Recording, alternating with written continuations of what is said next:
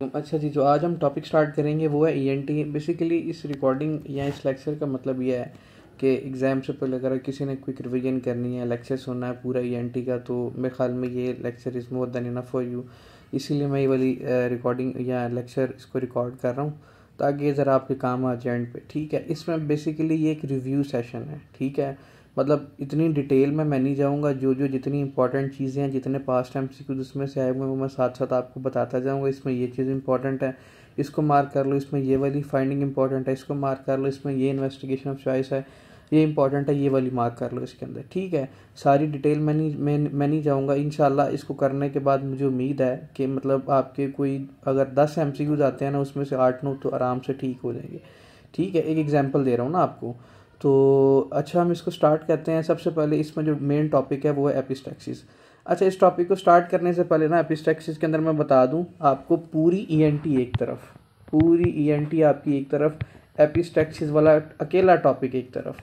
अगर किसी को बोला जाए ना कि ईएनटी में से पेपर बनाना है और उसमें से 10 में से अगर तुम्हें 6 सवाल मिलेंगे, वो तो डेफिनेटली एपिस्टैक्सिस के मिल सकते हैं। ठीक है, इसीलिए ये जो टॉपिक है ज़रा ध्यान से सुनना। इसमें जितनी इंपॉर्टेंट बातें हैं मैं सिर्फ वो बताऊंगा, फिर हम उसको फर्दर कंटिन्यू करेंगे आगे। ठीक है, अच्छा स्टार्ट करते हैं इसको ईएनटी को। इसमें सबसे पहले जो मेरे पास टॉपिक है वो है एपिस्टैक्सिस। एपिस्टैक्सिस के अंदर आपने याद रखना है कि इसकी सिंपल डेफिनेशन क्या है कि जब आपकी नोज से ब्लीडिंग होना स्टार्ट हो जाए ना, इसको हम क्या बोलते हैं, एपिस्टैक्सिस बोलते हैं। अब सबसे पहले इसकी ब्लड सप्लाई पता होनी चाहिए, वेरी इंपॉर्टेंट एमसीक्यूज इसकी ब्लड सप्लाई में से एमसीक्यूज आता ही आता है। आपने बताना है इसको बेसिकली 2 मेजर आर्टरीज की सब ब्रांचेस सप्लाई करती हैं। वो कौन कौन सी है? एक हमारे पास इंटरनल कैरोटिड आर्टरी है, दूसरी हमारे पास कौन सी है, एक्सटर्नल कैरोटिड आर्टरी है।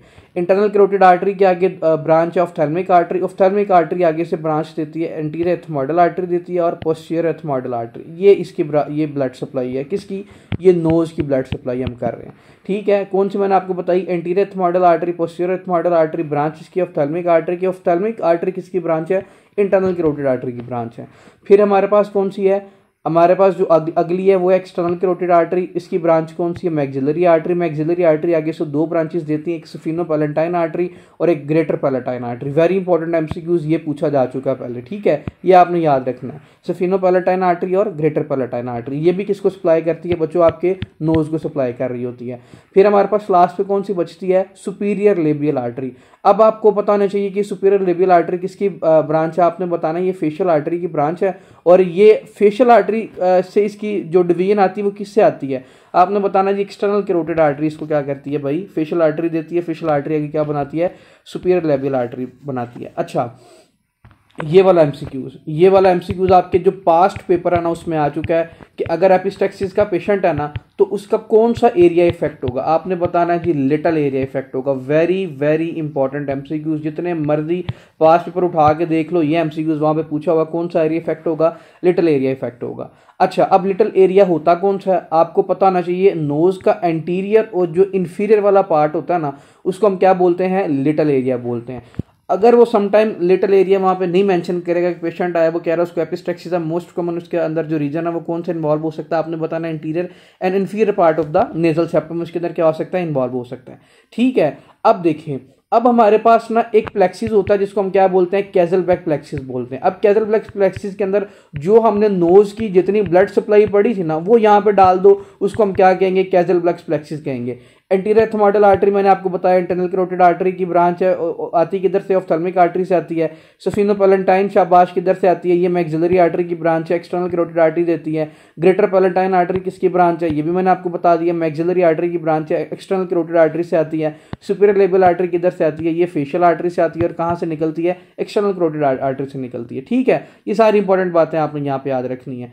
अच्छा, अब आपसे अगर इसकी वेनस सप्लाई पूछा जाए, आपने क्या बताना है कि जो हमारे पास रेक्ट्रोक्लोमुलर वेन होती है ना, ये सारी क्या यहाँ से लेके जा रही होती है, वेनस सप्लाई यहाँ से लेके जा रही होती है। अच्छा, मैंने 90% आपको बता दिया कौन सा एरिया इसके अंदर इन्वॉल्व होगा, लिटल एरिया इन्वॉल्व होगा। कैजलबैक प्लेक्सिस इसके अंदर इन्वॉल्व होगा, हमने डिस्कस कर लिया।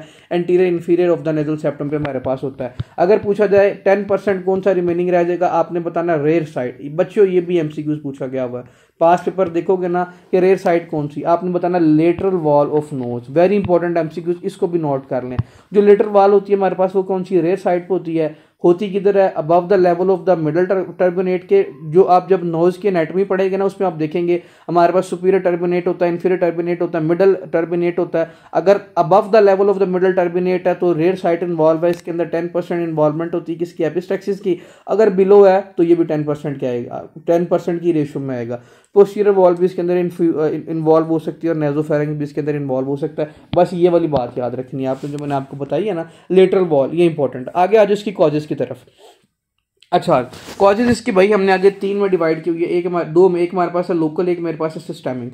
लोकल में आपने याद रखना कोई ना कोई उसको स्पेसिफिक इशू नोज के अंदर हुआ है, ठीक है। सिस्टेमिक में यह है कि आपको कोई ना कोई बॉडी में मसला चल रहा है, उसकी वजह से क्या होगा, हमारे पास एपिस्टैक्सिस होगा, ब्लीडिंग होगी नोज से। मोस्ट लाइकली हमारे पास जितने भी केसेस आते हैं वो अननोन केस होते हैं, आइडियोपैथिक इन नेचर होते हैं। लेकिन अगर हम बात करें लोकल ट्रॉमा की या नोज ट्रॉमा की, लोकल कॉजेज में आपने बताना है कि अगर जब हम सिंपल सीधी अल्फाजों में बात बयान करूं कि जो हम ये नाक में उंगली बच्चे डालते हैं ना ज़्यादा, उसकी वजह से क्या होता है, आपको जो एंटीरियर इन्फीरियर पार्ट है ना, वहाँ पे जो ब्लड वेसल्स पड़ी होती है ना, वो क्या हो जाती है, इरिटेट होती हैं। जब वो ब्लड वेसल इरिटेट होती हैं तो भाई वहाँ से ब्लीडिंग होती है। इसीलिए क्या होता है, finger nail trauma is a most common cause of किसकी, एपिस्टैक्सिस इन चिल्ड्रन, ये याद रखना है। या कोई ना कोई सीधी इंजरी हो गई है, पहले कोई सर्जरी हुई है नोज की। Rest of all are also important but least important, ठीक है। राइनाइटिस की वजह से भी हो सकता है, अभी मैं आपको थोड़ा सा आगे जाके बताता हूँ कैसे हो सकता है। साइनोसाइटिस की वजह से कैसे हो सकता है, या मैगॉट, अगर फॉर एग्जांपल कोई क्या ऑफ स्प्रिंग्स आ गए हैं किसके नोज के अंदर, जिसको आप जुएं बोल सकते हैं ना, इन शॉर्ट आप इजीली, या फ्लाइज बोल सकते हैं, सॉरी फ्लाइज अगर नोज में आ गया तो उससे कैसे हो सकता है, ठीक है। किशन डिजीज में कैसे होगा, न्यूप्लाजिया में किसी के अंदर कैसे हो सकता है, ये सारे लीस्ट इंपॉर्टेंट है, इतने इंपॉर्टेंट नहीं है। जो मेन इंपॉर्टेंट है वो आप फिंगर नेल ट्रॉमा या आइडियोपैथिक कॉज। ब्लीडिंग डिसऑर्डर में आज हीमोफीलिया की वजह से हो सकता है, डीआईसी की वजह से हो सकता है, ल्यूकीमिया, वॉन विल्बर्न डिजीज, आपको पता है ये सारे ब्लीडिंग डिसऑर्डर है।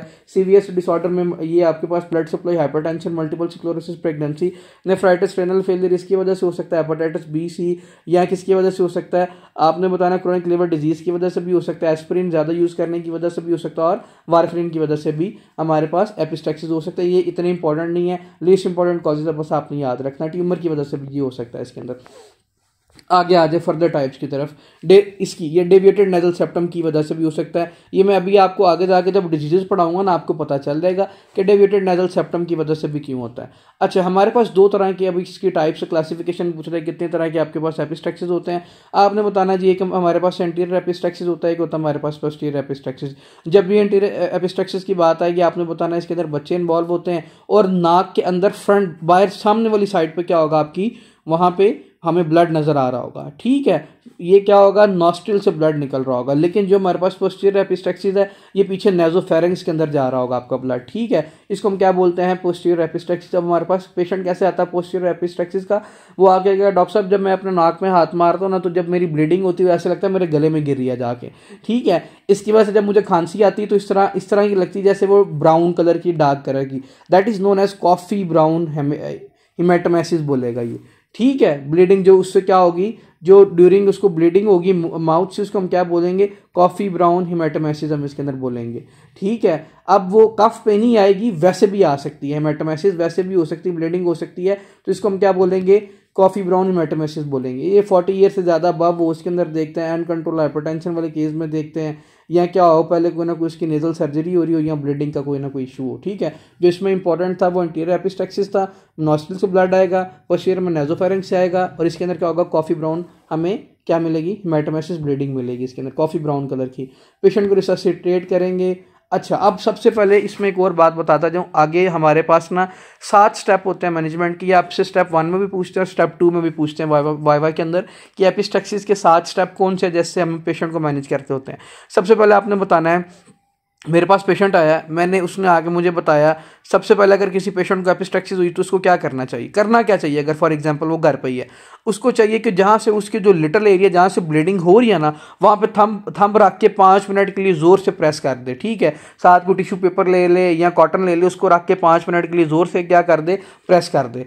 इसको हम क्या बोलते हैं, हम इस पर क्या कर रहे हैं, प्रेशर अप्लाई कर रहे हैं, ठीक है। अगर इससे भी फ़र्क नहीं पड़ रहा तो दूसरा हम काम क्या करेंगे, हम इसमें कोल्ड कंप्रेशन करेंगे। कोल्ड कंप्रेशन में क्या होगा, हम बर्फ़ लेके, हमारे पास जो आइस क्यूब होते हैं वहाँ पे लेके उसको वहाँ पे रखेंगे ताकि वैसोकंस्ट्रिक्शन और क्या हो, ब्लीडिंग इसके अंदर कम हो। सेकंड स्टेप पे क्या करना है, हमने इसमें कोल्ड कंप्रेशन करना है। Third and most important step that is trotters method. ये आपके ये जो लास्ट एग्जाम हो ना 2024 का, उसमें आपसे ये वाला मेथड पूछा गया, व्हाट इज़ ट्रॉटर्स मेथड। आपने बताना है कि पेशेंट हमारे पास आएगा, उसको एपिस्टेक्सिस थी, हमने उसके पेशेंट फॉर एग्जांपल किसी को एपिस्टेक्सिस हुई है, हमने इसको क्या करना है कि ट्रॉट्स मेथड अप्लाई करो। अगर कोल्ड कंप्रेशन या इससे फ़र्क नहीं पड़ा किससे प्रेशर अप्लाई करने से, तो इसके अंदर हमने क्या करना है कि अपने आप को बेसन के अंदर बेंड करें, ऊपर से टैप वाटर चला दें। ये आपने कई दफ़ा देखा भी होगा, ठीक है। ये मोस्ट ऑफ द टाइम मैं खुद यही मेथड करता हूँ जब मुझे एपिस्टेक्सिस होता है। क्यों? क्योंकि मेरे अंदर डेविएटेड नेजल सेप्टम है, मेरा जो नेजल सेप्टम है वो डेविएट है, उसकी वजह से बार बार मुझे रिकरेंट एपिस्टेक्सिस होता है। अब मैं आपको बताऊंगा कि डेविएटेड नेजल सेप्टम में एपिस्टेक्सिस होता ही क्यों है, मैं ये भी अभी आपको आगे जाके बताऊंगा इसमें, ठीक है। अगर इससे भी फ़र्क नहीं पड़ रहा तो हम क्या करेंगे, इसके अंदर हम कोकेन हम देंगे। कोकेन क्या होती है बेसिकली, वैसोकंस्ट्रिक्टर नेचर है ना जो उसकी एक्टिविटी है, तो क्या करेंगे, कोकेन स्प्रे दे देंगे, वहां पे उससे क्या हो जाएगी, वैसोकंस्ट्रिक्शन हो जाएगी। अगर इस सब से भी फर्क ना पड़ा, हम उसके अंदर कॉटराइजेशन कर देंगे, कॉटरी कर देंगे उस वेसल्स की जहां से ब्लीड कर रहा है वो वाला। अगर इससे भी फर्क नहीं पड़ा तो हम क्या करेंगे, एक मीटर का गॉज पीस लेके उसको पैराफिन में क्या करके डिप करके सॉक करके उसकी एंटीरियर नोजल एंड नॉस्ट्रिल्स के अंदर रख देंगे, ठीक है। हमने क्या करना है, 1 मीटर गॉज लेके उसको सॉक करना है लिक्विड पैराफिन के अंदर, पैराफिन के अंदर सॉक करके हम क्या करेंगे, एंटीरियर नोज के अंदर उसके अंदर रख देंगे। अगर इससे भी फर्क ना पड़े तो फिर हम क्या करेंगे, पोस्टीरियर नेजल पैकिंग रखेंगे। अब posterior nasal one posterior epistaxis start, for example anterior तो उसको थी ही, अब उसकी वजह से पीछे ब्लड जाना भी शुरू हो गया, तो फिर हम क्या करेंगे, हमने 1 मीटर गॉज पीस लेना, फिर उसको पैराफिन के अंदर डिपॉजिट करना with the help of catheter और एनजी ट्यूब के जरिए हमने क्या करना, उसके नेजोफेरेंक्स के अंदर जाके क्या रख देनी है, हमारे पास जो पैकिंग पड़ी होगी ना हमने वो वहां पे रख देनी है, ठीक है। क्यों? क्योंकि उसके अंदर क्या हो, कॉफी जो हमने देखी थी ना ब्राउन कॉफी हेमेटोमेसिस, उसके अंदर वो ना आए। अगर हमारे पास क्या फेल हो जाए, हमारे पास इंटीरियर नेजल पैकिंग भी फेल हो जाए, कॉटराइजेशन भी हमारे पास फेल हो जाए, पोस्टीरियर नेजल पैकिंग भी हमारे पास फेल हो जाए, तो फिर हमने ये करना होता है, ठीक है। एट द एंड अगर इससे भी फर्क ना पड़े तो हम इसको क्या करेंगे, हम इसके अंदर एंडोस्कोपी करेंगे, कैमरा डाल के जो वेसल ब्लीड कर रही है उसको भी उसकी कॉटरी कर देंगे। अगर इससे भी फर्क ना पड़े तो हम क्या करेंगे, जो ब्लड वेसल्स की जो वेसल ब्लीड कर रही है, जो उसका सब म्यूकोजा, उसको क्या कर दे, रिमूव कर दें। इससे भी फर्क नहीं पड़ेगा, लास्ट ऑप्शन हमारे पास क्या होगी, इसके अंदर एम्बोलाइजेशन कर देंगे, जिस आर्टरी से ब्लड आ रहा है उसके अंदर हम एम्बोला इंजेक्ट कर देंगे ताकि वहां से क्या हो जाए बच्चों, ब्लीडिंग रुक जाए। मोस्ट कॉमनली हमारे पास एथमोडल आर्टरी के अंदर ये कर रहे होते हैं, ये भी याद रखना आपने, ठीक है। आगे आ जाइए, डेविएटेड नेजल सेप्टम में 12 मिनट इसी टॉपिक पर लग गए हैं, पूरी ईएनटी रिवाइज करनी है। अच्छा, डेविएटेड नेजल सेप्टम में आपने याद रखना है कि ये इंपॉर्टेंट कॉज है किसकी, नेजल ऑब्स्ट्रक्शन की। वर्ल्ड वाइड अगर आपसे पूछा जाए हमारे पास जो नेजल ऑब्स्ट्रक्शन की मोस्ट कॉमन कॉज कौन सी, आपने बताना है कि हमारे पास डेविएटेड नेजल सेप्टम है। अब इसके अंदर क्या हो सकता है, कोई ना कोई चाइल्ड ट्रॉमा। देखिए इसके अंदर पता क्या होता है, जो आपकी नाक की हड्डी होती है ना वो टेढ़ी होती है, सिंपल अल्फाजों में आपको बात बताऊँ ना। अब कोई ना कोई ट्रॉमा की वजह से हो सकता है, कॉन्जेनिटल इशू की वजह से हो सकता है, फैमिली में रन कर रहा है उसकी वजह से भी हो सकता है, या रेशियल फैक्टर या जो ब्लैक पीपल थे उसके अंदर भी ये कॉमन हो सकता है, ठीक है। अब इसकी फर्दर टाइप्स हैं, एक हमारे पास होती है इंटीरियर डिसलोकेशन, एक होती है सी शेप डिसलोकेशन, एक होती है एस शेप डिसलोकेशन, एक हमारे पास होती है नेजल स्पर्श होती है, और एक हमारे पास क्या होती है, थिकनिंग हो जाती है। 5 टाइप्स हमने पढ़ी ना, एक एंटीरियर, एक सी शेप, ठीक है, एक एंटीरियर, एक सी शेप और एक एस शेप होती है ना, और एक स्पार होती है। जो मुझे डेविएटेड नेजल सेप्टम में बच्चों वो बेसिकली एंटीरियर डिसलोकेशन है मेरे पे, ठीक है। डेविएटेड नेजल सेप्टम सी शेप, ये सी बन गया, इंटीरियर में ऐसे बन जाएगा, ये शेप है इसमें एस बन जाएगा, ये इसमें स्पर बन गया, और ये जो कार्टिलेज है वो क्या कर गया, थिक कर गया, ठीक है। ये भी इसके अंदर आपने याद रखना, due to the any trauma, septal haematoma हो गया, उसके अंदर ब्लड सप्लाई वहाँ पे आके वो इंजरी हुई, इंजरी होने की वजह से क्या होगा, बच्चे वहाँ पे हीमाटोमा बन गया, तो उसकी वजह से थिकनिंग होगी कार्टिलेज की, इसको हम क्या बोलते हैं, थिकनिंग ऑफ सेप्टम, या इसको डेविएटेड नेजल सेप्टम भी हम बोलते होते हैं। अच्छा, सारी चीज़ें देख ली, इसके अंदर नेजल ट्रॉमा होगा उसकी वजह से भी हो सकता है, बच्चों में ये कॉमन हो सकता है। इसके अंदर होता क्या, नेजल ऑब्स्ट्रक्शन हो जाएगी। देखो बच्चों, जब उसकी यहाँ से जो कार्टिलेज है वही ऐसे टेढ़ा हो गया है, तो मुझे ये बताओ उतनी जितनी एयर नॉर्मली जानी चाहिए उतनी और एयर जाएगी उसके अंदर, भाई नहीं जाएगी, तो उसकी वजह से क्या हो जाएगा, उसके अंदर उसके अंदर लॉस ऑफ स्मेल भी हो जाएगा और एयर भी कम अंदर जाएगी, ठीक है। इसकी वजह से और क्या हो जाएगी, एक्सटर्नल नोज डिफॉर्मिटी हो जाएगी, नजर आएगा सामने से टेढ़ा है, सी शेप है, एस शेप है, ए शेप है, उसकी वजह से उसको पेन भी होगी, सर दर्द भी होगा, उसको एपिस्टेक्सिस भी होगी। अब इसमें से मोस्ट कॉमन क्वेश्चन आता है कि बच्चों अगर फॉर एग्जांपल अगर मुझे एपिस्टेक्सिस, मुझे डेविएटेड नेजल सेप्टम है ना, तो मुझे बार बार एपिस्टेक्सिस क्यों होता है? उसकी रीजन बच्चों ये है कि जब मेरा डेविएटेड नेजल सेप्टम है उसका जो म्यूकोजा है वो बाहर इन्वायरमेंट के साथ क्या है, एक्सपोज है, क्योंकि मेरी तो वो जो कार्टिलेज है वो तो टेढ़ी है ना, जो जिसको आप अपनी अल्फाज में हड्डी बोलते हैं, मेरी तो वो टेढ़ी है, वो बार बार म्यूकोजा इन्वायरमेंट पर जाके एक्सपोज होगा, उसकी वजह से वो क्या हो जाएगा, ड्राई हो जाएगा। जब वो ड्राई हो जाएगा, मैं बार बार उसको उंगली से छेड़ूंगा या मुझे इरिटेशन होगी, वहां पे मेरे पास क्या पड़ा हुआ, लिटिल एरिया पड़ा हुआ सामने मेरे, बिल्कुल ना एंटीरियर इंफीरियर पार्ट पे लिटिल एरिया पड़ा हुआ है। तो जब उसका लिटिल एरिया बच्चों मैं बार बार खुद डैमेज कर रहा हूं, तो इसकी वजह से ब्लीडिंग नहीं होगी, एपिस्टेक्सिस नहीं होगा, जो मैंने आपको भी ये बात बताई कि एपिस्टेक्सिस के अंदर क्यों होगा। आपने याद रखना है कि भाई वो म्यूकोजा एक्सपोज कर रहा है इन्वायरमेंट के साथ। अब जहां पे सर्दी ज्यादा होती है वहां पे तो ज्यादा चांसेस है इसके ड्राई होने के, तो जितना ज्यादा ड्राई होगा तो इसकी वजह से क्या होगा, मुझे उतनी ज्यादा एपिस्टेक्सिस होगी। अब इसकी वजह से सर दर्द भी होता है। अब इसमें क्वेश्चन पूछा जाता है जी इसमें सर दर्द क्यों होता है? सर दर्द आपने इसलिए बताना है कि मेनिंजियल इरिटेशन होती है, ठीक है। जब मेनिंजियल इरिटेशन होती है तो इसकी वजह से क्या होता है बच्चों, इसके अंदर सर दर्द स्टार्ट हो जाता है, ठीक है। बार बार इन्फेक्शन होगा, राइनाइटिस होगा, साइनोसाइटिस होगा, इसकी वजह से ओटाइटिस मीडिया भी इसके अंदर हो सकता है। ये मुझे इसीलिए इंपॉर्टेंट सारी बातें पता है क्योंकि ये सारी चीज़ें मेरे अंदर होती हैं, ठीक है। राइनाइटिस भी मुझे होता है, डेविएटेड नेजल सेप्टम भी मुझे है, एपिस्टेक्सिस भी मेरा होता है, सर दर्द भी मेरा नहीं जाता। ये सारे मेरे क्या किस वजह से हैं? डेविएटेड नेजल सेप्टम की वजह से, एंटीरियर डेविएटेड नेजल सेप्टम की वजह से, ठीक है।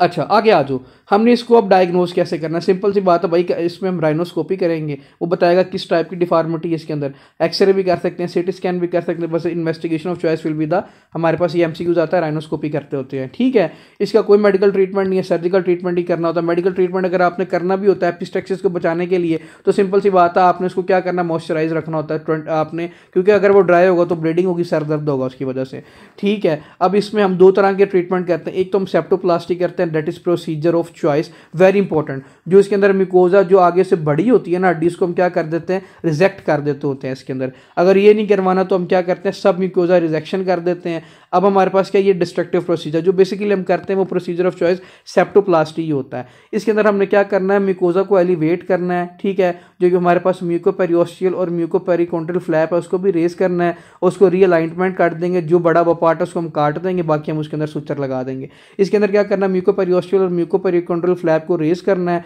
इंसाइज करना है और स्पेसिफिक पार्ट इसके अंदर कट करके बाकी क्या कर देना है, रिपोजिशन कर देनी है उसकी, दैट इज नोन एज सब म्यूकस रिजेक्शन। इसके अंदर हम करते हैं। अगर इससे भी फर्क ना पड़े तो सेप्टोप्लास्टी हम इसके अंदर करते होते हैं। अगर ट्रीटमेंट ऑफ चॉइस बच्चे में पूछा जाए तो आपने बताना है सबसे पहले तो हम वेट करेंगे, ठीक है, वेट करना है, ठीक है, क्योंकि अभी वो बच्चा है, लेट टीन में जाके हमने उसकी सर्जरी करनी है, फिर भी हमारे पास क्या होगा, हमने बताना है सेप्टोप्लास्टी ही हमने इसके अंदर करनी होती है, ठीक है। ये सारी बातें मैंने आपको बता दी। आगे आ जाओ नेजल पॉलिप की तरफ, वेरी इंपॉर्टेंट टॉपिक ऑल्सो। अब पॉलिप होता क्या है, सिंपल सी बात है, फिंगर लाइक प्रोजेक्शन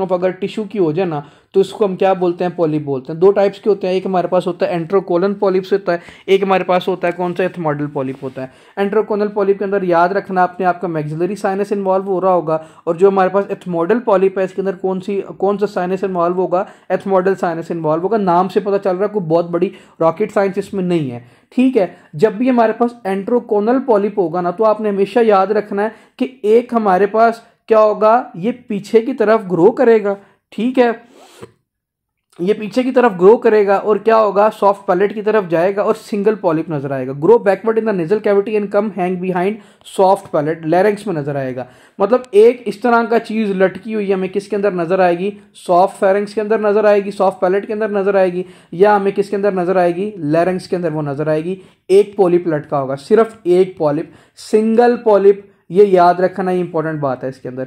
लेकिन अगर हम बात करें किसकी, एथमोडल इसकी पॉलिप की, आपने बताना ये आगे की तरफ निकलता है, ठीक है, नॉस्ट्रिल से, नाक से बाहर निकलता है, एक से ज्यादा हो सकता है, ये दो भी हो सकते हैं। इसकी कॉज में आपने बताना है, एंट्रोकोनल पॉलिप की कॉज में हमारे पास मोस्ट कॉमन कौन सी होती है, मैक्सिलरी साइनसाइटिस होता है। अभी आगे जाके हम ये टॉपिक पढ़ेंगे क्रोनिक मैक्सिलरी साइनोसाइटिस की वजह से भी हो सकता है। और जो हमारे पास क्या होती है, हमारे पास ये एथमोडल पॉलिप होती है, आपने बताना इसकी कॉजेज में बताना, राइनाइटिस की वजह से हो सकता है, साइनोसाइटिस की वजह से हमारे पास क्या होगी, ग्रोथ बढ़ जाएगी टिश्यू की वजह से, या किसी सिस्टिक फाइब्रोसिस, कार्टिलेजनस सिंड्रोम या फंगल इन्फेक्शन के अंदर भी ये बढ़ सकता है। क्लिनिकल फीचर की तरफ आ जाओ, वही सारे इंपॉर्टेंट जो एक ही नोज में फीचर है, nasal obstruction, anosmia, epistaxis, headache, nasal stuffiness, nasal discharge plus chronic maxillary sinusitis वाले फीचर। अब ये सारे फीचर और साथ में अगर एग्जामिनर दे दे कि इसके अंदर हमें एक सिंगल पॉलिप नज़र आ रहा है, ठीक है, और वो किधर पड़ा हुआ, हमारे पास पीछे सॉफ्ट पैलेट में पड़ा है। जब मैक्सिलरी साइनोसाइटिस पढ़ाऊंगा तब बताऊंगा सारे फीचर इसके क्या होते हैं। चीक्स में पेन होती है इसके अंदर ना, वहाँ भी जाके आगे डिस्कस करते हैं। वॉइस चेंजेस हो रही है इसके अंदर, तो आपने बताना इसके अंदर क्या है, इसके अंदर एंट्रोकोनल पॉलिप है। हम इसके अंदर क्या करेंगे, अब आपको पता है पीछे की तरफ ग्रो कर रहा है तो पोस्टीरियर राइनोस्कोपी करेंगे इसके अंदर, ठीक है। अब ये आगे की तरफ ग्रो कर रहा है तो इसके अंदर हम क्या करेंगे, एंटीरियर राइनोस्कोपी करेंगे। इसके भी सारे क्लिनिकल फीचर टोटली सेम है। इसके अंदर बस सामने से हमारे पास मैस नज़र आ रहा होगा, हमें उसमें पीछे से नज़र आ रहा होगा। एक्सरे और सिटी और एमआरआई के अंदर इन्वेस्टिगेशन ऑफ चॉइसेस जो होते हैं, ट्रीटमेंट वही आपने सबसे पहले मेडिकल ट्रीटमेंट करना है, एंटीबायोटिक, एंटीहिस्टामिन, ओरल डीकंजेस्टेंट देने नेजल, इसका भी total same. Polypectomy is treatment of choice. अगर इससे भी फर्क ना पड़े, sorry not treatment of choice, हमने जो पॉलिप बड़ा होता है उसको काट देना होता है। अगर इससे भी फर्क ना पड़े तो हम इसके अंदर क्या करते हैं, कॉल्ड वेल लुक प्रोसीजर करते होते हैं, that is procedure of choice, called well Luc procedure. इसके अंदर हम क्या करते हैं, सिंपल सी बात है, एसेप्टिक मैयर्स को पहले मेंटेन करते हैं, फिर क्या करते हैं हम जो डेब्रिस, जो इरिगेशन वहाँ साइनस पे पड़ी होती है उसको साफ करके उसको क्या कर देते हैं, रिमूव कर देते हैं, और उसको टॉपिकली क्या दे देते हैं, जेंटामाइसिन दे सकते हैं, और बाद में क्या करते हैं उसको क्लोज कर देते हैं। This is known as Caldwell Luc procedure. अगर आपको नहीं भी करना आता, नहीं भी समझ आ रही, just know about the name, ठीक है। अगर इसमें बार बार हो रहा है तो procedure of choice will be the ethmoidectomy करेंगे, नॉट पॉलीपेक्टमी की तरफ नहीं जाना। अगर आपके पास एमसीक्यूज में पढ़ा हो, किसकी तरफ जाना है, एथमोडेक्टमी की तरफ जाना है, या कॉल्ड वेल लुक प्रोसीजर में जाना है। एंट्रोकोनल के अंदर, एथमोडल साइनस के अंदर ये करेंगे।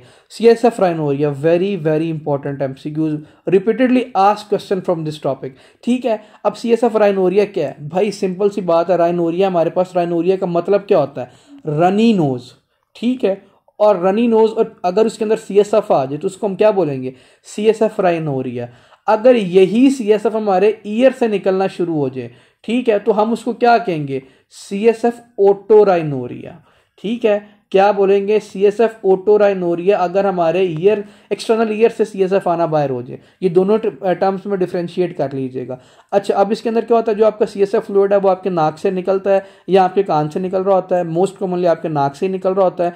किसी ना किसी ट्रॉमा के बाद हमारे पास पेशेंट आता है, रोड ट्रैफिक एक्सीडेंट के बाद आता है, सर्जरी अगर हुई है उसके बाद हो सकता है, आइडियोपैथी के नेचर भी हो सकता है, और कंजेनाइटल डिफेक्ट था। मेरा एक बड़ा ही प्यारा दोस्त था, मैं उसका, मेरा क्लास फेलो था, मेरा फ्लैटमेट था, उसको ये वाला इशू होता था ना, और वो मुझे कहता था कि मेरा ना सीएसएफ आ रहा है वहाँ से, मतलब सीएसएफ राइनोरिया हो रहा है ना, क्लियर फ्लूइड आ रहा है। उसने को 3-4 फीचर इसके देखे हुए थे, वो बार बार यही बताता था कि मुझे ये इशू है, हालांकि उसको ये इशू नहीं था, उसको बेसिकली राइनाइटिस था। जी मैं सावल की बात कर रहा हूँ इसमें, ठीक है। हाँ, वो कहता था कि मुझे सीएसएफ राइनोरिया ना। अच्छा, अब हमारे पास होता क्यों, आपने बताना किसी ना किसी ट्रॉमा की वजह से हो सकता है, नो डाउट आइडियोपैथिक कॉज भी है इसकी। ट्रॉमा के बाद जब भी हमारे पास पेशेंट आएगा ना, वो बताएगा कि जो उसकी एथमोइडल बोन है या तो वो फ्रैक्चर हो गई है, या उसके अंदर ये बताएगा कि हमारे पास जो क्रिब्रिफॉर्म प्लेट है ना, वो इसके अंदर क्या होगी बच्चों, फ्रैक्चर होगी। Very very important MCQ, triple tick कर लें, डबल भी नहीं। जब भी सीएसएफ राइनोरिया का क्वेश्चन आएगा, वो बताएगा क्रिब्रिफॉर्म प्लेट डैमेज है और एंटीरियर क्रेनियल फोसा या एथमोइडल बोन उसकी क्या हो गई है, फ्रैक्चर हो गई है, तो इसकी वजह से क्या होगा, आरटीए में आपने बताना जी, सिंपल सी बात है, सीएसएफ राइनोरिया होगा, ठीक है, सीएसएफ राइनोरिया होगा इसके अंदर, ठीक है।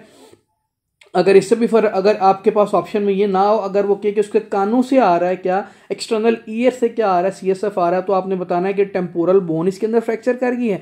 टेम्पोरल बोन का भी जो पेट्रस पार्ट है ना, वो इसके अंदर क्या कर गया, फ्रैक्चर कर रहा है। इसी वजह से इसके अंदर क्या हो रहा है, सीएसएफ ओटोराइनोरिया हो रहा है। Frontal ethmoidal sphenoid sinus is a rare causes. आगे चलते हैं जी, सीएसएफ राइनोरिया और राइनाइटिस में क्या डिफरेंस है। राइनाइटिस की टॉपिक आपके इधर ही हो जाएगा, क्यूट राइनाइटिस वाला ना। आपने बताना सीएसएफ राइनोरिया के अंदर क्या होता है, पेशेंट के अंदर हेड इंजरी होती है, सर्जरी की वजह से और ट्रॉमा की वजह से हो सकता है, gush of clear white drop fluid नजर आएगा, gush of drops of clear fluid through the nostril, white colour in nature होगा।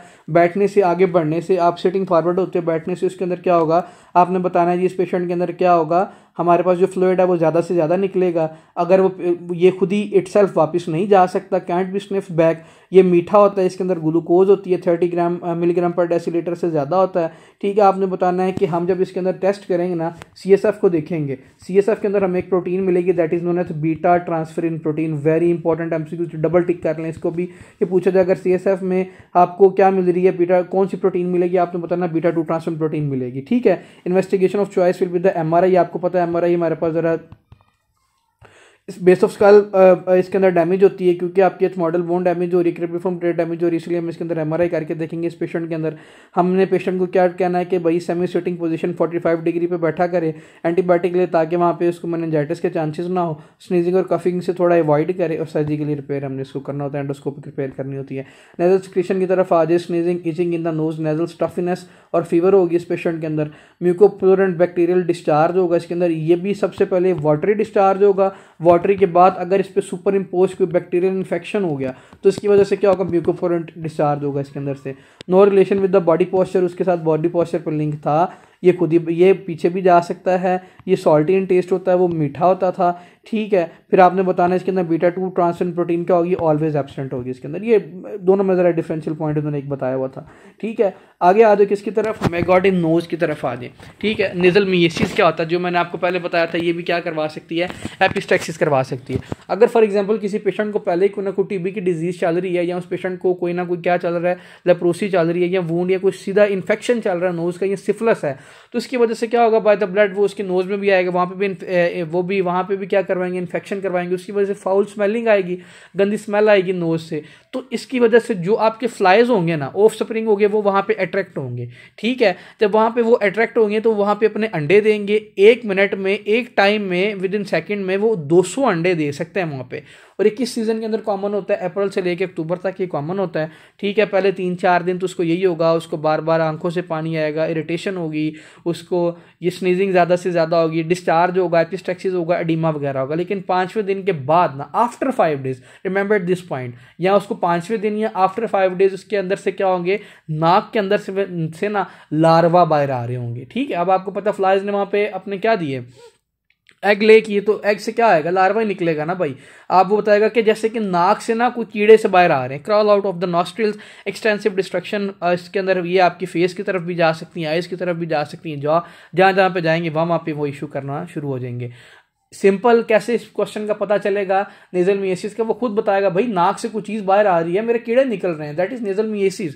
ठीक है, आपने क्या करना है, क्लोरोफॉर्म उसके अंदर वो क्लोरोफॉर्म डालेंगे, क्लोरोफॉर्म उसके क्या करेंगे, डीप कैविटीज में प्लेस करेंगे, नेजल इरिगेशन करेंगे, सलाइन से उसको वॉश करेंगे, और जितने हमारे पास मॉस्किटो वहाँ पे पड़े हुए हैं, वो जितने भी वहाँ पे वो एग हैं उसको क्या कर लेंगे, उसके अंदर से इरिगेट करके निकाल लेंगे, और साथ में क्या कर देंगे, अगर उससे भी फर्क ना पड़े तो मॉस्किटो नेट लगा देंगे इसके अंदर। ठीक है, इसमें से कोई नहीं पूछता होता। एक और पास्ट पेपर 2024 का MCQs, ठीक है, मैं आपको यहाँ पे बताता चलूँ, व्हाट इज राइनोलिथ, बस ये पूछा हुआ था, व्हाट इज राइनोलिथ। वहाँ पे आपने बताना है राइनोलिथ का मतलब बेसिकली होता है स्टोन इन नोज है। वहाँ पे ये ऑप्शन में था भी कि rhinolith is basically stone in nose. अब डायरेक्टली सीधा स्टोन नहीं बन जाता कभी भी, मेरा खुद ये आपको एक बात बताऊं तो MCQs गलत हुआ है। डायरेक्टली कभी मैंने भी इसका आंसर लगा दिया, स्टोन इन नोज सिंपल सीधा ऑप्शन में पड़ी हुई है, लेकिन नहीं, आंसर ये नहीं था वहाँ पे ये था कि पेशेंट के अंदर फॉर एग्जांपल कोई पहली फॉरेन बॉडी या कोई क्लॉट बना हुआ, उस पर आके कैल्सिफिकेशन हो रही है ज़्यादा से ज़्यादा। ठीक है, कैल्शियम डिपॉजिट करता है तो स्टोन बनता है। ठीक है, ये आंसर था वहाँ पे। कैल्सिफिकेशन ऑफ क्या होती है, जो वहाँ पे पहली फॉरेन बॉडी पड़ी है, बच्चा था, उसने बताया ट्रॉमा हुआ उसको, ठीक है, या उसने फॉरेन बॉडी को अंदर क्या कर ली, कोई टॉय वगैरह छोटी सी कोई चीज़ नाक में चली गई, उसको पता ना चला, वहाँ पे आगे कैल्शियम डिपॉजिट होगा। कैल्शियम डिपॉजिट होने की वजह से क्या होगी, स्टोन फॉर्मेशन होगी। ये रिव्यू क्लास है, जितनी जल्दी मेरे से कंप्लीट हो रहे हैं टॉपिक मैं इसमें करवा रहा हूँ, इसकी वजह से नेजल पेन होगी, एपिस्टैक्सिस होगा, हेडेक होगी, सारी वही ग्रीन ब्राउन ब्लैक कलर का डिस्चार्ज होगा। And very important point in rhinolith, उसके अंदर क्या होगी, हार्ड अपीयरेंस नजर आएगी, स्टोन हार्ड पल्प पे जब हम उसको हाथ लगाएंगे ना तो वो ऐसे होगा कि जैसे पता नहीं कितना सख्त है, स्टोन हार्ड पल्पेशन हमें इसके अंदर नजर आएगी। ट्रीटमेंट क्या करना है, सिंपल सी बात है, राइनोलिथोटमी कर देंगे अंडर जनरल एनेस्थीसिया। ये भी एक MCQ आया हुआ है, लोकल में करेंगे कि जर्नल में करेंगे, आपने बताना जनरल एनेस्थीसिया के अंदर करेंगे, और करना भी क्या है, जो स्टोन बने हुए उसको हम क्या कर देंगे, रिमूव कर देंगे।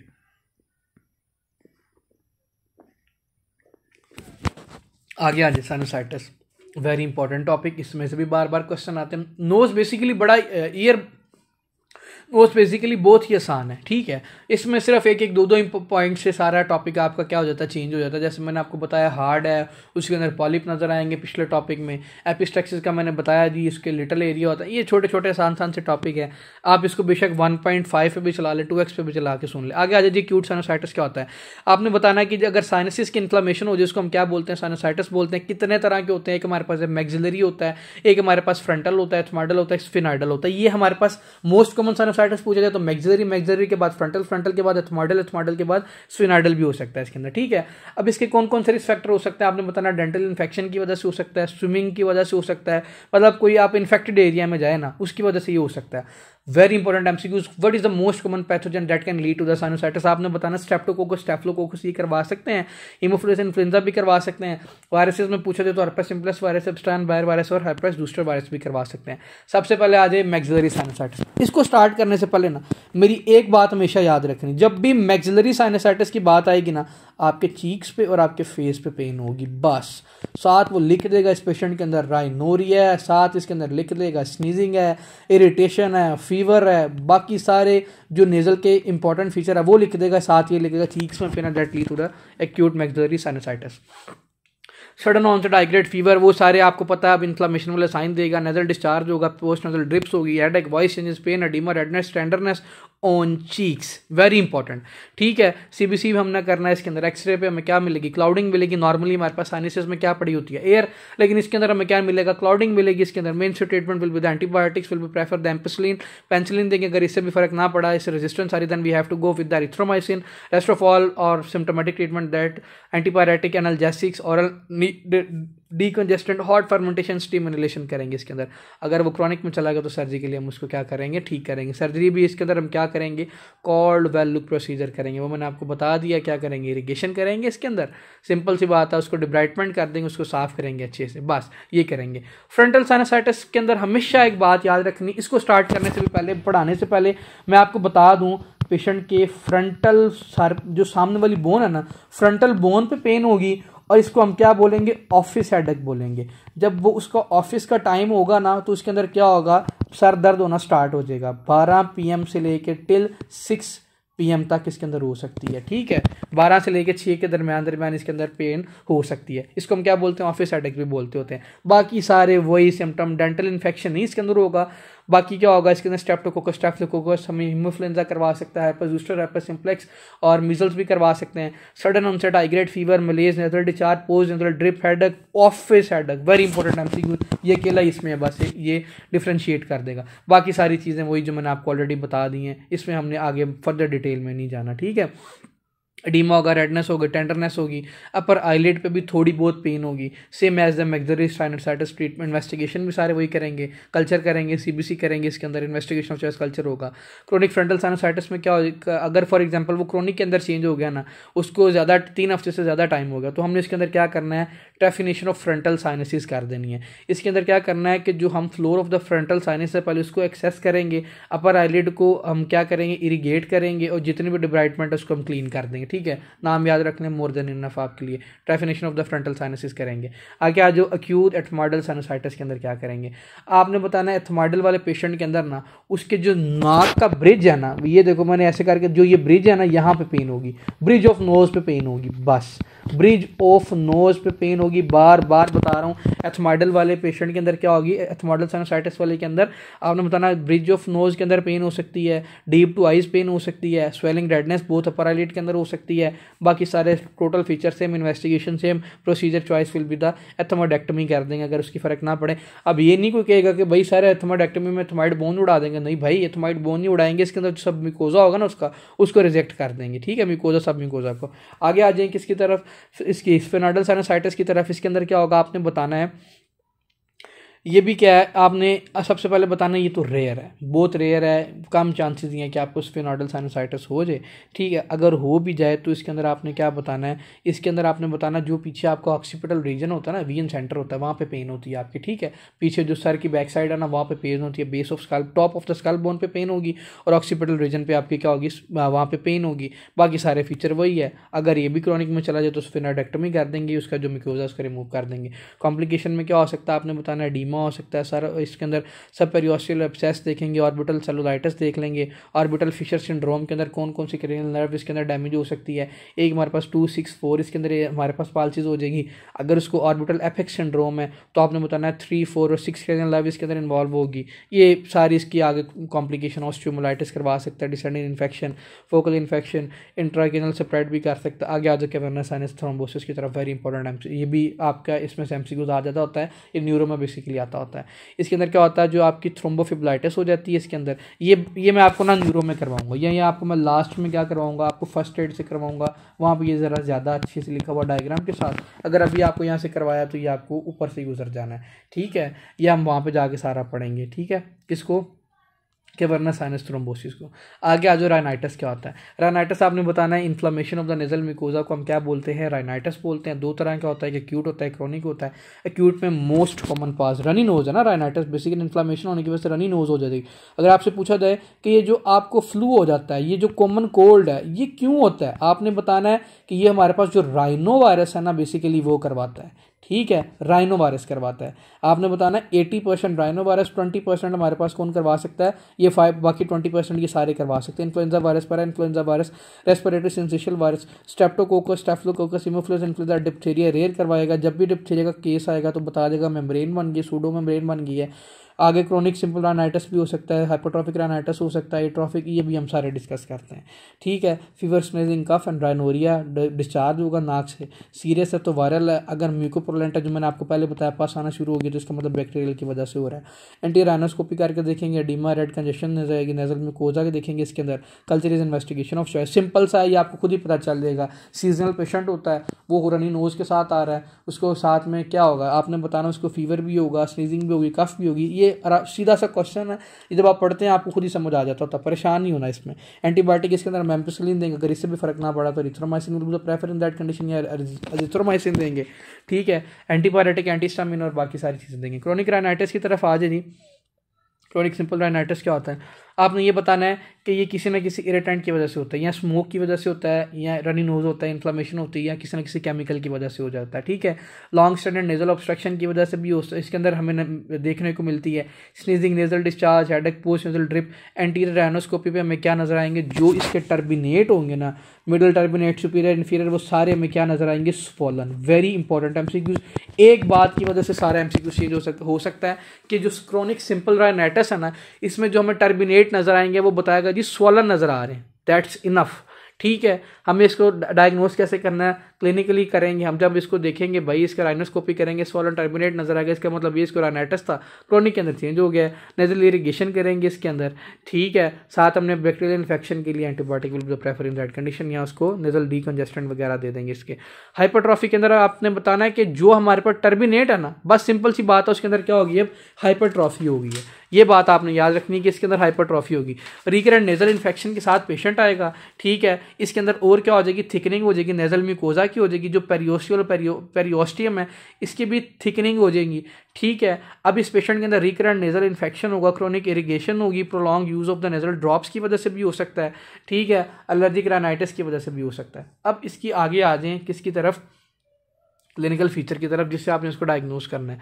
लॉन्ग स्टैंड नेजल ऑब्स्ट्रक्शन होगी, sneezing, nasal discharge, post nasal drip, headache वगैरह होगा। वेरी इंपॉर्टेंट पॉइंट यहाँ पे लिख लें, यहाँ पे नहीं लिखा हुआ या नीचे लिखा होगा, मेरे ख्याल में यहाँ पे नहीं लिखा हुआ। ये देखें, ये तो मैंने आपको बता दिया ना, हाइपरट्रॉफी ऑफ द टर्बिनेट हमें नजर आएगी। अगर एग्जामिनर ये चीज़ नहीं देता, ये बेसिकली आपकी टेक्स्ट बुक पे बात लिखी हुई है, यहाँ पे लिख लें कि हमें मलबरी अपीयरेंस नजर आती है। ठीक है, मलबरी अपीयरेंस ऑफ टर्बिनेट। ठीक है। जो हमारे पास क्या होती हैं, टर्बिनेट होती हैं, उसकी कौन सी अपीयरेंस होती है, मलबरी अपीयरेंस ऑफ टर्बिनेट हमें किसके अंदर नजर आती है, क्रोनिक हाइपरट्रॉफिक राइनाइटिस के अंदर हमें नजर आ रही होती है। ठीक है, बेसिकली ये भी वही होता है, मतलब यही है कि हाइपरट्रॉफी हो रही है इसकी, लेकिन अगर वो ना सीधी अल्फाजों में लिखे तो वो ये लिख सकता है इसके अंदर। ठीक है, इसके अंदर हमने क्या करना है, साइज को कम करना है, कॉटराइजेशन के जरिए कर सकते हैं, डायथर्मी के जरिए कर सकते हैं, क्रायो सर्जरी, बेसिकली टोटल और पार्शियल जो टर्बिनेट का साइज बड़ा हुआ उसको रिजेक्ट कर देते हैं हम, या इसके अंदर हम सब म्यूकोजल रिजेक्शन कर देते हैं। अगर आपसे पूरा डायग्नोज कैसे करना है तो simple will be the answer will be the, हमने क्लिनिकल इसको डायग्नोज करना होता है। ठीक है, ये सारी बातें आपने इसके अंदर याद रखनी है, इंपॉर्टेंट है। आगे आ जाए जी। सिंपल के अंदर मैंने क्या बताया आपको, सिंपल के अंदर मैंने आपको क्या बताया यार, जो उसके टर्बिनेट्स हैं वो क्या मिल रहे हैं, स्वॉलन मिल रहे हैं। इसके अंदर हाइपरट्रॉफी वाले के अंदर मैंने क्या बताया, जो टर्बिनेट है उसका क्या होगी, हाइपरट्रॉफी होगी, बस मलबरी पेरेंट्स मिल रही है। आगे आ जाए क्रोनिक एट्रॉफिक राइनाइटिस। आपने बताना है कि जब एट्रॉफिक राइनाइटिस का मतलब क्या, एट्रॉफी होगी ना, इटसेल्फ डेथ होगी, किसकी, टर्बिनेट की होगी, जो हमारे पास टर्बिनेट पड़े हैं। एट्रॉफी ऑफ द टर्बिनेट उसकी क्या होगी भाई, नेजल म्यूकोजा और टर्बिनेट की हमारे पास एट्रॉफी होगी। फीमेल मेल टू रेशो ये भी याद रखना, वाइट ये सारे ऑटोइम्यून डिजीज़ की वजह से, विटामिन ए डी डेफिशिएंसी की वजह से भी हो सकती हैं, यंग फीमेल में भी हो सकता है नेजल ऑब्स्ट्रक्शन। अच्छा, अब इसके अंदर क्लिनिकल फीचर की तरफ आ जाएं। वेरी इंपॉर्टेंट एमसीक्यूज याद रखना है, इसके अंदर क्या होगा, मर्सीफुल एनास्मिया होगा। ठीक है, प्लस एग्जामिनर लिखेगा फाउल, गंदी स्मेल आ रही है। ठीक है, जो डिस्चार्ज है उसमें से फाउल स्मेलिंग आ रही है। क्या मैंने आपने बताया, full of foul smelling from the nose, ये बताना है।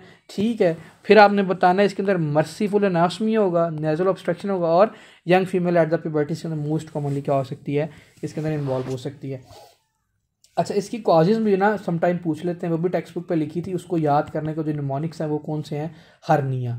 अब हर्निया का क्या क्या मतलब है, यहाँ पे हेरिडिटरी फैक्टर इन्वॉल्व हो सकते हैं इसके अंदर, एंडोमेट्रियल डिस्टर्बेंस की वजह से हो सकती है, लाइक कब, जब पेशेंट किधर जा रहा हो, प्यूबर्टी की तरफ जा रहा हो, तब हो सकता है इस पेशेंट के अंदर। क्या मैंने बताया, हर्निया की वजह से प्यूबर्टी के अंदर देख सकते हैं। फिर आपने बताना रेशियल फैक्टर, ये काला गोरा, उसके अंदर भी हो सकते हैं। फिर आपने इसके अंदर बताना है विटामिन ए डी की डेफिशिएंसी की वजह से भी ये हो सकता है। फिर आपने इसके अंदर बताना है कि हमारे पास कुछ पैथोजन होते हैं, उनका क्या नाम है, क्लैप्सुला इन्फेक्शन लॉन्ग टर्म, इसकी वजह से भी हो सकते हैं। ये मैंने आपको निमोनिक से हर्निया के नाम से बना के दिखा दी, इन्फेक्शन आई से, ये याद रखिएगा। विटामिन ए डी आयरन की डेफिशिएंसी की वजह से भी ये हो सकते होते हैं। ठीक है, अब इसके अंदर क्या बताना है कि हमारे पास पैथोफिजियोलॉजी पूछी जाए थोड़ी सी, वो भी लिख लें यहाँ पे नहीं लिखी। बेसिकली ये बहुत इंपॉर्टेंट टॉपिक है, मैं इसलिए इसको थोड़ा सा स्लो करवा रहा हूँ। आपने बताना है कि जो हमारे पास सिलिएटेड कोलमनर एपिथेलियम होती है ना, सिलिएटेड कोलमनर एपिथेलियम, वो आगे किसके अंदर चेंज हो जाएगी, आपने बताना स्क्वेमस एपिथेलियम के अंदर चेंज हो जाएगी। ठीक है, ठीक है, मेटाप्लेजिया बेसिकली इसके अंदर हो रहा होगा, वही आप आसान अल्फाजों में यहाँ पे बात कर लीजिए। मेटाप्लेजिया होगा, फाउल स्मेलिंग होगी, मर्सीफुल एनास्मिया होगा, हमें इसके अंदर क्रस्ट मिलेंगे और बार बार एपिस्टैक्सिस होगी इसके अंदर। ठीक है, क्या इसने यहाँ पे लिख लें, merciful anosmia is more than enough for to diagnose the chronic atrophic rhinitis. ठीक है, आगे आ जाए किसकी तरफ, हमने कैसे इसमें एग्जामिनेशन हमें एंटीरियर राइनोस्कोपी पे पता चल जाएगा। ठीक है, हमें क्या नजर आएगी, ग्रीन ग्रेइश ब्लैक क्रस्टिंग नजर आएगी। मैंने अभी आपको बताया ना, क्रस्टिंग हमारे पास पहली डिजीज है जिसके अंदर हम पढ़ रहे हैं नोज में। ठीक है, क्रस्टिंग नजर आएगी, ग्रीन कलर की भी हो सकती है, ब्लैक कलर की भी हो सकती है, और एक ग्रेश कलर की भी हो सकती है। अब बनती क्यों है, आपने क्रस्टिंग होती क्यों, आपने बताना है trophy of the nasal mucosa हो रहा है इसलिए हो रही है। कॉम्प्लिकेशन में आपने बताना है इसके अंदर क्या हो सकता है, ओटाइटिस मीडिया हो सकता है, फेरेंजाइटिस हो सकता है, लारिंजाइटिस हो सकता है, पीछे की तरफ फैल सकता है ये। ठीक है, अगर ठीक ना किया तो इसके अंदर क्या हो सकता है, आपने बताना है कि ये सारी कॉम्प्लिकेशन हम इसके अंदर देखेंगे। अब इसको हमने ट्रीट कैसे करना है, आपने बताना है कि इसके अंदर हम क्या करेंगे। सबसे पहले हमने इस पेशेंट के अंदर नेजल इरिगेशन करनी है, जो क्रस्ट है उसको रिमूव करना है, 25% ग्लूकोज इन द ग्लाइसरीन डाल के देनी है, टॉपिकल एंटीबायोटिक स्ट्रेप्टोमाइसिन देनी है, एस्ट्राइडोल देना है। ठीक है, और प्लेसेंटल एक्सट्रैक्ट भी हम वहाँ पे यूज़ कर सकते हैं। Basically surgical treatment is the treatment of choice in that condition. ठीक है, मेडिकल ट्रीटमेंट इतना काम कोई नहीं आता होता। हम इसके अंदर कौन सा प्रोसीजर करते हैं, यंग प्रोसीजर करते होते हैं। ठीक है, अब यंग प्रोसीजर क्या होता है, आपने बताना है इसके अंदर हम क्या करते हैं कि जो नेजल कैविटीज़ है उसको हम नैरो कर देते हैं, टेफ्लॉन पेस्ट डाल देते हैं उसके अंदर और कार्टिलेज वहाँ पे प्लेस कर देते हैं। This is known as Young procedure, बस नाम याद रख लें, मोर देन इनफ है। आगे आ जाए क्रोनिक एलर्जिक राइनाइटिस। अगर फॉर एग्जांपल किसी को क्रोनिक एलर्जिक राइनाइटिस हो गया है तो इसके अंदर क्या होगा, आपने बताना क्रोनिक एलर्जिक राइनाइटिस सिंपल नाम से पता चला एलर्जी की वजह से हो रहा है। एलर्जी किस किस वजह से हो सकती है आपने बताना है इस पेशेंट के अंदर, इसके अंदर पोलन्स की वजह से हो सकती है, स्पोर्स की वजह से हो सकती है, टाइप 1 हाइपरसेंसिटिविटी रिएक्शन देखते हैं, सारी चीज़ें वही देखेंगे। एंटीरियर राइनोस्कोपी पे हमें स्वोलन टर्बिनेट नजर आएगा और इजिनोफिल का लेवल बड़ा होगा। अच्छा, हमने क्रोनिक सिंपल राइनाइटिस भी पढ़ा था, मैंने आपको इसके अंदर बताया था कि स्वोलन टर्बिनेट्स तो उसके अंदर भी हो रहे हैं, बताया था ना, स्वोलन टर्बिनेट इसके अंदर भी हो रहा है। जो इसमें मेन डिफरेंशियल पॉइंट है वो है इजिनोफिल का लेवल बढ़ेगा। जब भी एलर्जिक रिएक्शन होता है आपके पास इजिनोफिल का लेवल बढ़ता है और इंटरल्यूकिन 5 का लेवल बढ़ता होता है, IgE का लेवल बढ़ता होता है। ठीक है, ये चीज़ें कुछ थी, याद रख लीजिएगा इसके अंदर, ये डिफरेंशियल पॉइंट थी। एंटीहिस्टामिन देना, लिकोट्रिन एंटागोनिस्ट मोटी क्लास वगैरह देंगे, ठीक है, स्टेरॉइड देंगे और इम्यूनोथेरेपी करेंगे इसके अंदर। ठीक है, आगे आ जाओ किसकी तरफ, वैसोमोटर राइनाइटिस क्या होता है आपने बताना है कि इसके अंदर क्या होता है। आपकी हाइपोथैलेमस की लीजन की वजह से ये हो सकता है, इसके स्ट्रेस की वजह से भी हो सकता है। आपने बताना है जी इमोशंस को ज़रा कंट्रोल करें, अपने एंटीहिस्टामिन यूज़ करें। ठीक है, ये इसमें से कोई पूछता नहीं होता क्वेश्चन। राइनाइटिस केशियोसा क्या होता है आपने बताना है, किसी को केशियस नेक्रोसिस वाली डिजीज़ है जैसे कि TB है, उसके अंदर हम राइनाइटिस केशियोसा देख सकते हैं। राइनाइटिस सिक्का किसके अंदर होता है, ड्राई नोज वाले पेशेंट के अंदर दे सकते हैं। राइनाइटिस विद हाइपोथायराइडिज्म प्रेगनेंसी, ये इन सब चीज़ों के साथ भी हो सकती है। ये इंपॉर्टेंट, ये इसमें से कभी कभी MCQ एग्जामिनर का दिमाग घूमे ना तो इसमें से आ सकता है कि मिथाइल कौन से ड्रग हैं जो करवा सकते हैं आपके क्या राइनाइटिस, आपने बताना मिथाइल डोपा करवा सकता है। ठीक है, फिर आपने बताना बीटा ब्लॉकर करवा सकता है और अजरफरीन करवा सकता है हमारे पास। ठीक है, ये था हमारे पास सारा नोज। अब नोज को थोड़ा सा समअप करें यहाँ पे 2 मिनट में मैंने क्या क्या पढ़ाया आपको, अभी पीछे उल्टा ही शुरू कर देते हैं ना। सबसे पहले लास्ट पे हमने क्या पढ़ा, क्रोनिक, मैंने आपको क्या पढ़ाया, एलर्जिक राइनाइटिस पढ़ाया ना। ये सारे पॉइंट लिख लेना, ये आपके लिए बहुत कामदेव पॉइंट है, एग्जाम में काम आएंगे डेफिनेटली। इसके अंदर आपने बताना है IgE का लेवल बढ़ा होगा। दूसरी आपने बात इसके अंदर क्या बतानी है, शाबाश, आपने बतानी है स्वोलन टर्बिनेट इसके अंदर हम देखेंगे, वो हमने उसके अंदर भी देखे थे, स्वोलन टर्बिनेट देख लिए हमने, इसके अंदर IgE का लेवल बढ़ा हुआ देख लिया। ठीक है, साथ उसको डस्ट या पोलन की एलर्जी के साथ पेशेंट आएगा। ठीक है, वो ये इसके लिए differential point more than enough था। फिर हमने उसके पीछे क्या पढ़ा, हमने क्रोनिक, हाइपरट्रॉफिक, फिर हमने उसके बाद क्या पढ़ा, राइनाइटिस पढ़ा। इसके अंदर आपने क्या याद रखना है, क्रोनिक हाइपरट्रॉफिक राइनाइटिस के अंदर सिंपल सी बात है, मलबरी अपीयरेंस नज़र आएगी। इसके अंदर कौन सी अपीयरेंस नज़र आएगी, मलबरी अपीयरेंस नज़र आएगी। ठीक है, मलबरी अपीयरेंस नज़र आएगी और हाइपरट्रॉफी मिलेगी किसकी, हमारे पास टर्बिनेट की हाइपरट्रॉफी इसके अंदर मिलेगी। और इसके अंदर और एक और इम्पॉर्टेंट बात मैंने शाबाश बताई थी, याद है किसी को, इसके अंदर अनास्मिया होगा कि नहीं होगा, पहले मुझे ये बताएं ना। इसके अंदर अनास्मिया हो सकता है, आपने बताना मलबरी अपीयरेंस होगी, इसके अंदर मर्सीफुल अनास्मिया होगा प्लस डिस्चार्ज होगा इसके अंदर। ठीक है, क्या होगा, मर्सीफुल अनास्मिया भी हमें इसके अंदर मिलेगा। ठीक है, ये हमने किसके अंदर पढ़ा, क्रोनिक किसके अंदर पढ़ा हमने, क्रोनिक हाइपरट्रॉफिक राइनाइटिस वाले पेशेंट के अंदर पढ़ा। बेसिकली मैं ना थक गया हूँ। आगे आ जाए किसकी तरफ, हमने फिर क्या पढ़ा था, क्रोनिक एट्रोफिक राइनाइटिस के अंदर हमने क्या पढ़ लिया जी, आपने सिंपल सी बात ये बतानी है, इसमें एट्रोफी ऑफ हमें क्या मिलेगी, टर्बिनेट मिलेगा, फाउल स्मेलिंग हमें इसके अंदर भी मिलेगी। मलबेरी पेरेंट्स थी उसमें मर्सीफुल एनास्मिया था, इसमें हमारे पास फाउल स्मेलिंग थी, बड़ी गंदी स्मेल आ रही होगी। ठीक है, मैंने आपको जो पैथोजन से उसमें हर्निया के नाम से उसको लिखवा दिया, यंग प्रोसीजर हम इसके अंदर करते होते हैं। ठीक है, ये भी आपने बस इसके अंदर याद रखना है। एपिस्टैक्सिस के अंदर देख लिया, ब्लीडिंग हो रही है, लिटल एरिया देख लिया, ब्लड सप्लाई देख ली, उसकी लेटरल एरिया देख लिया, उसका जो लीस्ट इंपॉर्टेंट है वो देख लिया। नेजल पॉलिप्स में एंटीरोकोनल के अंदर सॉफ्ट पैलेट में थे, जो एथ मॉडल था उसमें हमारे पास फ्रंट में आ रहे थे। ये सारी आपका ईयर था, जो इसमें इंपॉर्टेंट बातें थी वो मैंने सारी आपके साथ, सॉरी नोट्स थी वो मैंने कर ली। आगे स्टार्ट करते हैं जी थ्रॉट को। ठीक है, थ्रॉट को स्टार्ट करने से पहले ज़रा पानी पी लूँ।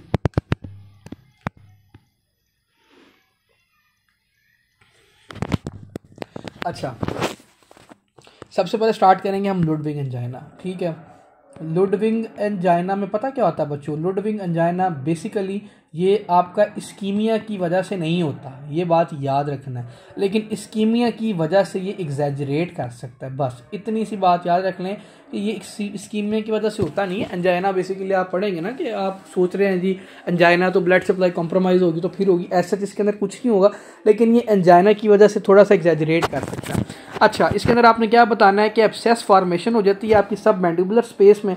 अब सब मैंडिबुलर स्पेस होती किसके दरमियान है? Between the mucosa of the floor of the mouth and the superficial layer of the deep cervical fascia. ठीक है, ये याद रखना है कि एब्सेस फॉर्मेशन हो जाती है किसके अंदर? सब मैंडिबुलर स्पेस के अंदर हो जाती है, between the floor of the mouth और सुपरफिशियल लेयर के अंदर हो सकती है।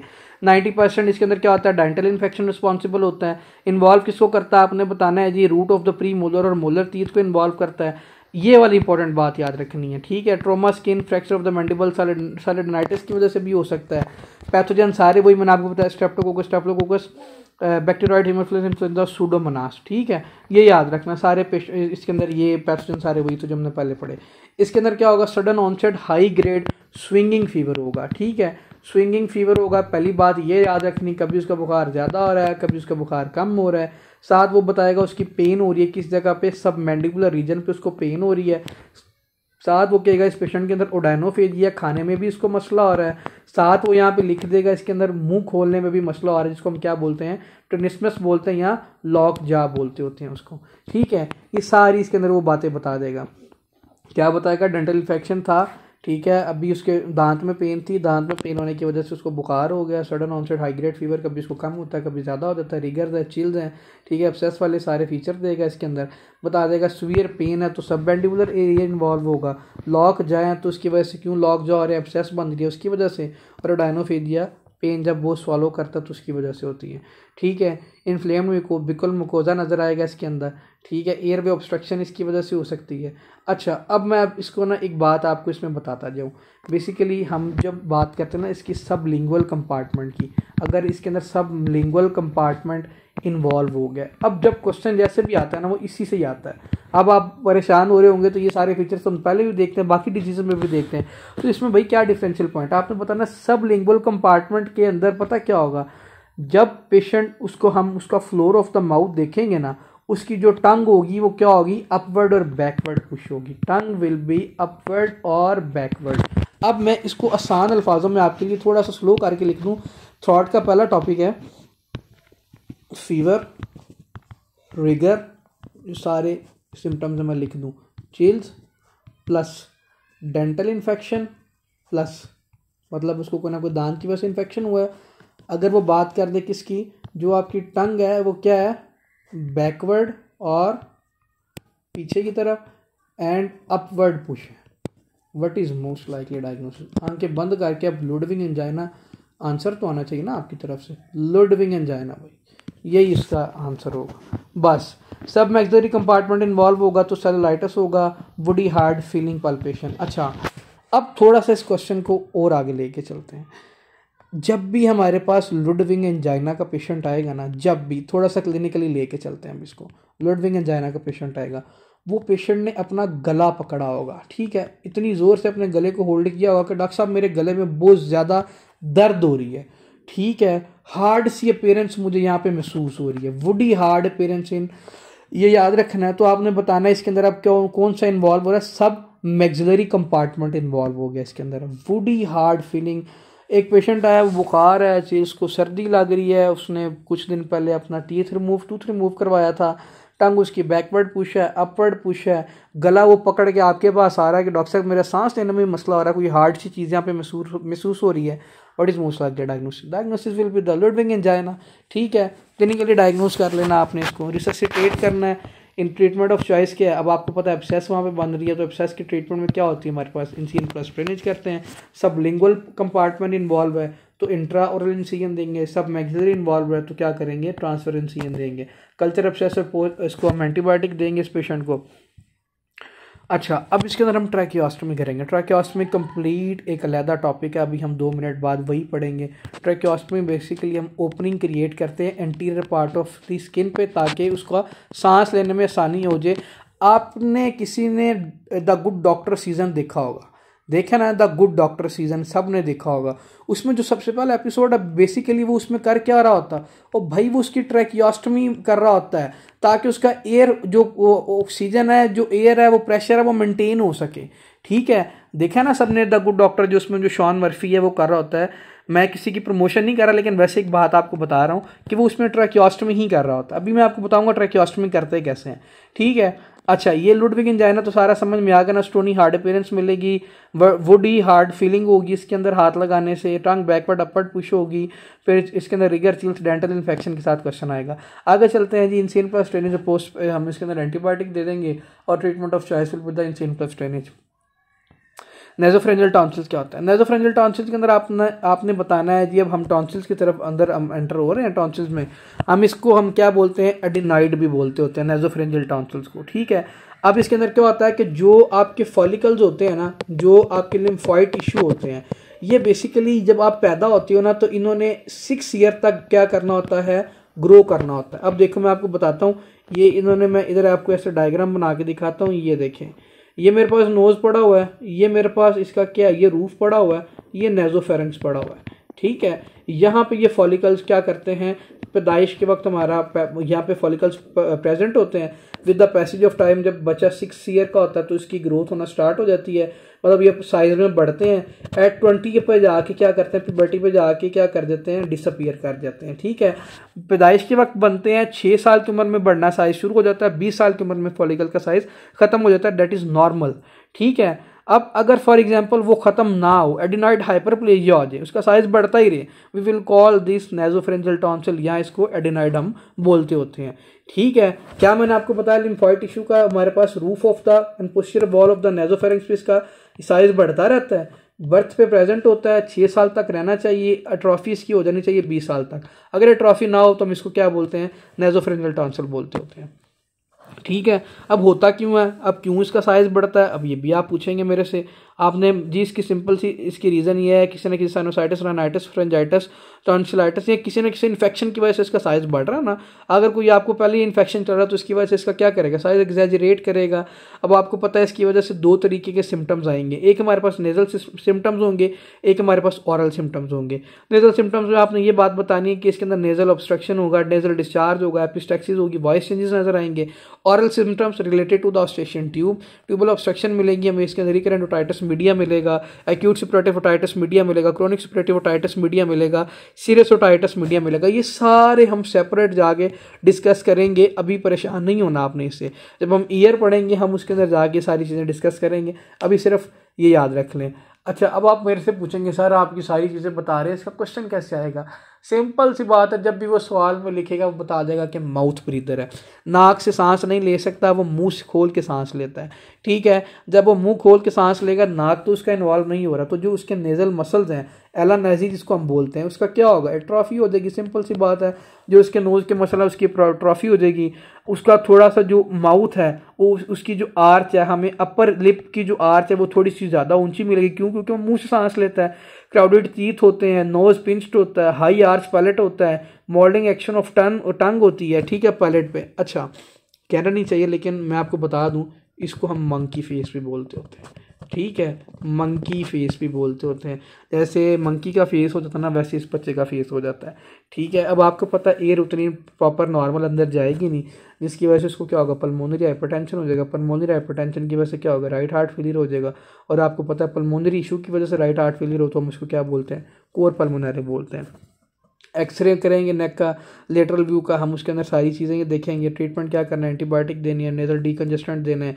एडवांस केस में जाके हमने इसके अंदर क्या करना है? जो एडिनॉइड है ना, सर्जरी करके उसको रिमूव कर देना होता है। क्या करते हैं? एडिनॉइडेक्टमी कर देते होते हैं। अब आप सारे कहेंगे ये आपने क्या खिचड़ी पका दी यहाँ पे, तो खिचड़ी को थोड़ा सा समेट देता हूँ। यहाँ पे मैंने क्या बनाई है अभी, सिंपल सी बात है, इसके अंदर फीवर भी हो सकता है, इसके अंदर क्या होगा? नेजल डिस्चार्ज भी हो सकता है, ठीक है। और इसके क्लिनिकल फीचर में क्या पड़ा जी? स्नीजिंग होगी, बार बार इचिंग हो सकती है। इसके अंदर एडिनॉइड हाइपरप्लेजिया हो रहा है ना, तो इसके अंदर साथ वो कस्टमर लिख देगा पेशेंट को माउथ ब्रीदर है, बार बार मुंह से सांस लेता है, हाई आर्च उसकी क्या है? टीथ है, अपर लिप है, कोई ये भी बता देगा। और ये फिर पूछेगा what is most likely diagnosis, तो आपको पता होना चाहिए एडिनॉइड हाइपरप्लेजिया की बात कर रहा है। क्वेश्चन आ जाता होता है इसमें। अगर मेरी आवाज़ डाउन हो गया तो मेरी वैसे ही, अब मैं ज़रा थक गया हूँ, 1-2 मिनट सांस लूँगा, फिर इसके बाद कंटिन्यू करते हैं। ओरोफेरेंजियल टॉन्सिल्स क्या होते हैं वो पढ़े हमने, कौन से? Nasopharyngeal tonsils. अब हम पढ़ रहे हैं ओरोफेरेंजियल टॉन्सिल्स। ओरोफेरेंजियल टॉन्सिल्स के अंदर आपने बताना है कि लिम्फॉइड टिश्यू किसके साथ अटैच हो जाते हैं? आपकी लेटरल वॉल के साथ अटैच हो जाते हैं। हमारे पास मैश जनरेट करता है, जो हमारे पास लिम्फाइड टिश्यू हैं वो लेटरल बॉल के साथ जाके अटैच हो जाते हैं, ठीक है। स्टे लाइफ लॉन्ग ये ख़त्म नहीं होते। कौन से? ओरोफेरेंजियल जो टॉन्सिल होते हैं। आगे आ जाओ टॉन्सिलाइटिस की तरफ, आपने बताना इन्फ्लामेशन ऑफ द क्या होते हैं हमारे पास जो टॉन्सिल्स है उनकी इन्फ्लामेशन हो जाती है। पैथोजन सारे वही सेम है, बच्चे इसके अंदर कॉमनली इन्वॉल्व होते हैं, ठीक है। High grade fever, sore throat, odynophagia, cervical, anterior cervical lymphadenopathy देखते हैं। और हमारे पास बुल नेक तब बनती है जब हमारे पास डिप्थेरिया पैथोजन इन्वॉल्व होता है इसके अंदर। क्यों? क्योंकि ये सूडो मेम्ब्रेन बना रहा होता है। अब इसकी फर्दर टाइप्स हैं, एक हमारे पास सुपरफिशियल टॉन्सिलाइटिस, एक पेरिन्काइटिस टॉन्सिलाइटिस, एक फोलिकुलर टॉन्सिलाइटिस और एक मेम्ब्रेनस टॉन्सिलाइटिस है। सुपरफिशियल टॉन्सिलाइटिस के अंदर आपने हमेशा याद रखना है पेशेंट को साथ फेरेंजाइटिस जरूर होगा। पेरिन्काइमाइटिस के अंदर उसका सारा टॉन्सिल इन्वॉल्व होगा। फॉलिकुलर में फॉलिकल बनना शुरू हो जाएंगे, एब्सेस बनना शुरू हो जाएगी। और मेम्ब्रेनस के अंदर आपने क्या बताना है, इस पेशेंट के अंदर क्या होगा, शाबाश, आपने बताना ग्रे वाइट सूडो मेम्ब्रेन बन जाएगी इसके अंदर। वो भी डिप्थीरिया वाली बात। स्वैब कल्चर करेंगे, थ्रॉट स्वैब करेंगे, इसको हम क्या करेंगे, एम्पेसिलिन एरिथ्रोमाइसिन देंगे, एंटीपायरेटिक्स देंगे। अगर उसके सांस नहीं सही आ रहा, इमरजेंसी में patient tracheostomy will be the prefer in that condition. ये भी आसान सा सवाल है, बार बार पूछा जा चुका है टॉन्सिलाइटिस। अब ये तो बच्चों को भी इसके क्लिनिकल फीचर और सारी चीज़ें पता होनी चाहिए, ठीक है। अगर for example diphtheria pathogen involve है, लेस देन 48 से आ रहा है, तो आपने क्या करना है, एंटी डिप्थीरिया टॉक्सिन देने हैं 20,000 से लेके 40,000 इंटरनेशनल यूनिट उसकी वैल्यू होनी चाहिए। अगर एंटी टॉक्सिन अगर 48 घंटे के बाद आपके पास पेशेंट आ रहा है तो 80,000 से लेके 1,20,000 तक international unit of anti diphtheria anti toxin आपने देने होते हैं इसके अंदर। इसकी वजह से क्या हो सकता है, वो आपको पता है स्ट्रेप्टोकोकस क्या क्या करवा सकता है। हमने किडनी में पढ़ा था पोस्ट स्ट्रेप्टोकोकल ग्लोमेरुलोनेफ्राइटिस करवा सकता है, पढ़ा था हमने पढ़ा था रोमेटिक फीवर भी करवाता है आपको ग्रुप ए स्ट्रेप्टो, वही ये ग्रुप, ये वो वाला ही ग्रुप है ना, तो रोमेटिक फीवर भी हो सकता है। इसकी वजह से अगर हम उसको ठीक ना करेंगे तो क्रोनिक टॉन्सिलाइटिस हो जाएगा। अगर इससे ठीक ना करेंगे ओस्टिशियन ट्यूब के जरिए किधर चला जाएगा, आप ईयर में इन्फेक्शन चला जाएगा, जिसको आप क्या बोलते हो, अक्यूट स्प्रेटिव ओटाइटिस मीडिया बोलते होते हो। अगर इसको ठीक ना किया तो नर्व्स को भी इन्वॉल्व करेगा। मोस्ट कॉमनली कौन सी करवा देगा, फ्रेनिक नर्व पाल्सी करवा सकता है, न्यूरोपैथीज हो जाएंगी। इसको ठीक ना भी किया तो मायोकार्डाइटिस भी हो सकता है। मायोकार्डाइटिस की भी कॉज में एक कॉम्प्लिकेशन टॉन्सिलाइटिस की वजह से हो सकता है। ये सारे इंपॉर्टेंट है, इसमें से बार बार एग्जामिनर ने सवाल पूछे हैं। पेरिटॉन्सिलर एब्सेस भी बन सकती है, पैराफ्रेंजियल एब्सेस भी बन सकती है और रेट्रोफ्रेंजियल एब्सेस भी बन सकती है। और 2 मिनट सांस ले लूँ, फिर उसके बाद हम इसको कंटिन्यू करते हैं। इसमें से तो बार बार सवाल आया होना है, अभी मैं आपको एक्सप्लेन करता हूँ ये। अस्सलाम वालेकुम। अच्छा जी, अब हम स्टार्ट करते हैं। थ्रूआउट में हमने एक्यूट टॉन्सिलाइटिस पढ़ा था, वो सारे उसके हमने फीचर देख लिए थे। उसके कॉम्प्लिकेशन में मैंने बताया आपको, पोस्ट स्ट्रेप्टोकोकल ग्लोमेरुलोनेफ्राइटिस हो सकता है, एक्यूट स्प्रेटिव ओटाइटिस मीडिया हो सकता है, इन्फेक्टिव एंडोकार्डाइटिस हो सकता है, मायोकार्डाइटिस और न्यूरोपैथीज में फ्रेनिक नर्व आपकी मोस्ट कॉमनली इसके अंदर इन्वॉल्व हो सकती है। ये सारी बातें हमने डिस्कस कर ली थी। हमने कहा था कि जी अगर एक्यूट टॉन्सिलाइटिस की वजह से हमें क्विंसी भी पेरिटॉन्सिलर एब्सेस भी हो सकता है। इसमें से क्वेश्चन आ जाता होता है, इसको रेट्रोफ्रेंजियल एब्सेस से कैसे इसको डिफरेंशिएट करना, मैं भी आपको वो भी बताऊंगा। इसमें से क्वेश्चन आया भी, वो ये भी याद रखना। बेसिकली क्विंसी में आपने बताना पेरिटॉन्सिलर एब्सेस में आपकी क्या हो जाती है, आपने बताना एब्सेस बन जाती है बिटवीन द पेरिटॉन्सिलर स्पेसिस और आपके सुपीरियर कॉन्स्ट्रिक्टर मसल के दरमियान में क्या हो जाती है, आपकी एब्सेस बन जाती है। सिंपल डेफिनेशन ये लिख लें यहाँ पे कि आपकी क्या बन जानी है, एब्सेस बननी है किधर, आपने बताना है between tonsils and superior constrictor muscles के दरमियान क्या बन जानी है, एब्सेस बन जाती है इस पेशेंट के अंदर, ठीक है। अब होता क्यों है, आपने बताना है कि एक्यूट टॉन्सिलाइटिस की वजह से ये हो सकता है। मैंने आपको बता दिया, high grade fever, chills, rigors, sore throat, odynophagia, कान में दर्द होगी, क्यों? क्योंकि आपकी क्रेनियल नर्व नंबर 9 वहाँ से गुजरी होती है, जो ग्लोसोफेरेंजियल नर्व है, इसीलिए इसके अंदर क्या होगी, साथ में ही रख होगा। क्रिसमस लॉक जा भी हमें इसके अंदर देखने को मिलेगा। इसके अंदर फाउल ब्रेथ होगी, साथ में आपने बताना है बच्चों के अंदर इन्वॉल्व होगा। और hot potato voice, very very important point, सारे फीचर वही, high grade fever, chill, rigor, odynophagia, sore throat, earache, foul breath, toxic बच्चों में इन्वॉल्व होता है। आप क्या बताना, साथ वो बता देगा कि हॉट पोटैटो वाइस। अगर किसी ने हॉट पोटैटो वाइस चेक भी करनी है तो मुंह में गर्म पानी लेके और फिर बोले, उसको पता चल जाएगा कि हॉट पोटैटो वाइस किस तरह की होती है, ठीक है। ये भी आपने याद रखना है। अच्छा, अब इसके अंदर पता क्या होता है, ये सारे क्लिनिकल फीचर मैंने आपको बता दिए। जब भी ये क्वेश्चन आएगा ना, वो उसके अंदर ज़रूर मेंशन करेगा इसके अंदर क्या है, हॉट पोटैटो वाइस। अच्छा, इसके अंदर भी हॉट पोटैटो देखते हैं और हम रेट्रोफ्रेंजियल एब्सेस के अंदर भी हॉट पोटैटो देखते हैं। अभी पहले मैं आपको ये दोनों पढ़ा दूं, फिर बताऊंगा कि इसको डिफरेंशिएट कैसे करना है रेट्रोफ्रेंजियल को पेरिटॉन्सिलर से, ठीक है। अभी सारे आप मोटे मोटे जो फीचर हैं वो तो याद करना। टॉन्सिल और सुपीरियर कॉन्स्ट्रिक्टर मसल के दरमियान एब्सेस बन गई, sudden onset, high grade fever, chills, rigor, sore throat, odynophagia, यही रह कि trismus, foul breath, toxic child, hot potato voice देखते हैं हम इसके अंदर। अच्छा, इसके अंदर क्या होता है, आपकी एक साइड के टॉन्सिल्स की क्या होती है, एनलार्जमेंट देखते हैं, कंजेस्टेड देखते हैं, स्वॉलन होते हैं, सर्वाइकल एडिनोपैथी होती है, एंटीरियर सर्वाइकल लिम्फोडेनोपैथी होती है, और टॉर्टिकुलस होता है। अच्छा, अब टॉर्टिकुलस क्या होता है, मुझे पता है कुछ बच्चों के लिए बड़ी न्यू टर्म होगी, आपका गर्दन का थोड़ा सा एक साइड पे टर्न हो जाना, उसको हम क्या बोलते हैं, टॉर्टिकुलस बोलते हैं। Deviation of the neck is known as torticollis, हम इसके अंदर देखते हैं। हमने क्या करना है, आपको पता है, अब इसके अंदर एब्सेस बन गए, incision plus drainage will be the treatment of choice. इसके बाद हम क्या करेंगे, पस को जो उसका वो वहाँ पे वो ड्रेनेज करेंगे, उसको हम कल्चर के लिए भेज देंगे। अभी एंटीबायोटिक्स देंगे, एंटीपायरेटिक देंगे, एनाल्जेसिक देंगे, माउथ वॉश देंगे, ठीक है। और 4 से 6 हफ्ते बाद हमने क्या कर देनी इसकी, ये याद रखना, ये इंपॉर्टेंट है, 4 से 6 हफ्ते बाद हमने क्या कर देनी इसकी, टॉन्सिलेक्टमी कर देनी होती है, ठीक है। क्या कर देनी है इसमें, टॉन्सिलेक्टमी।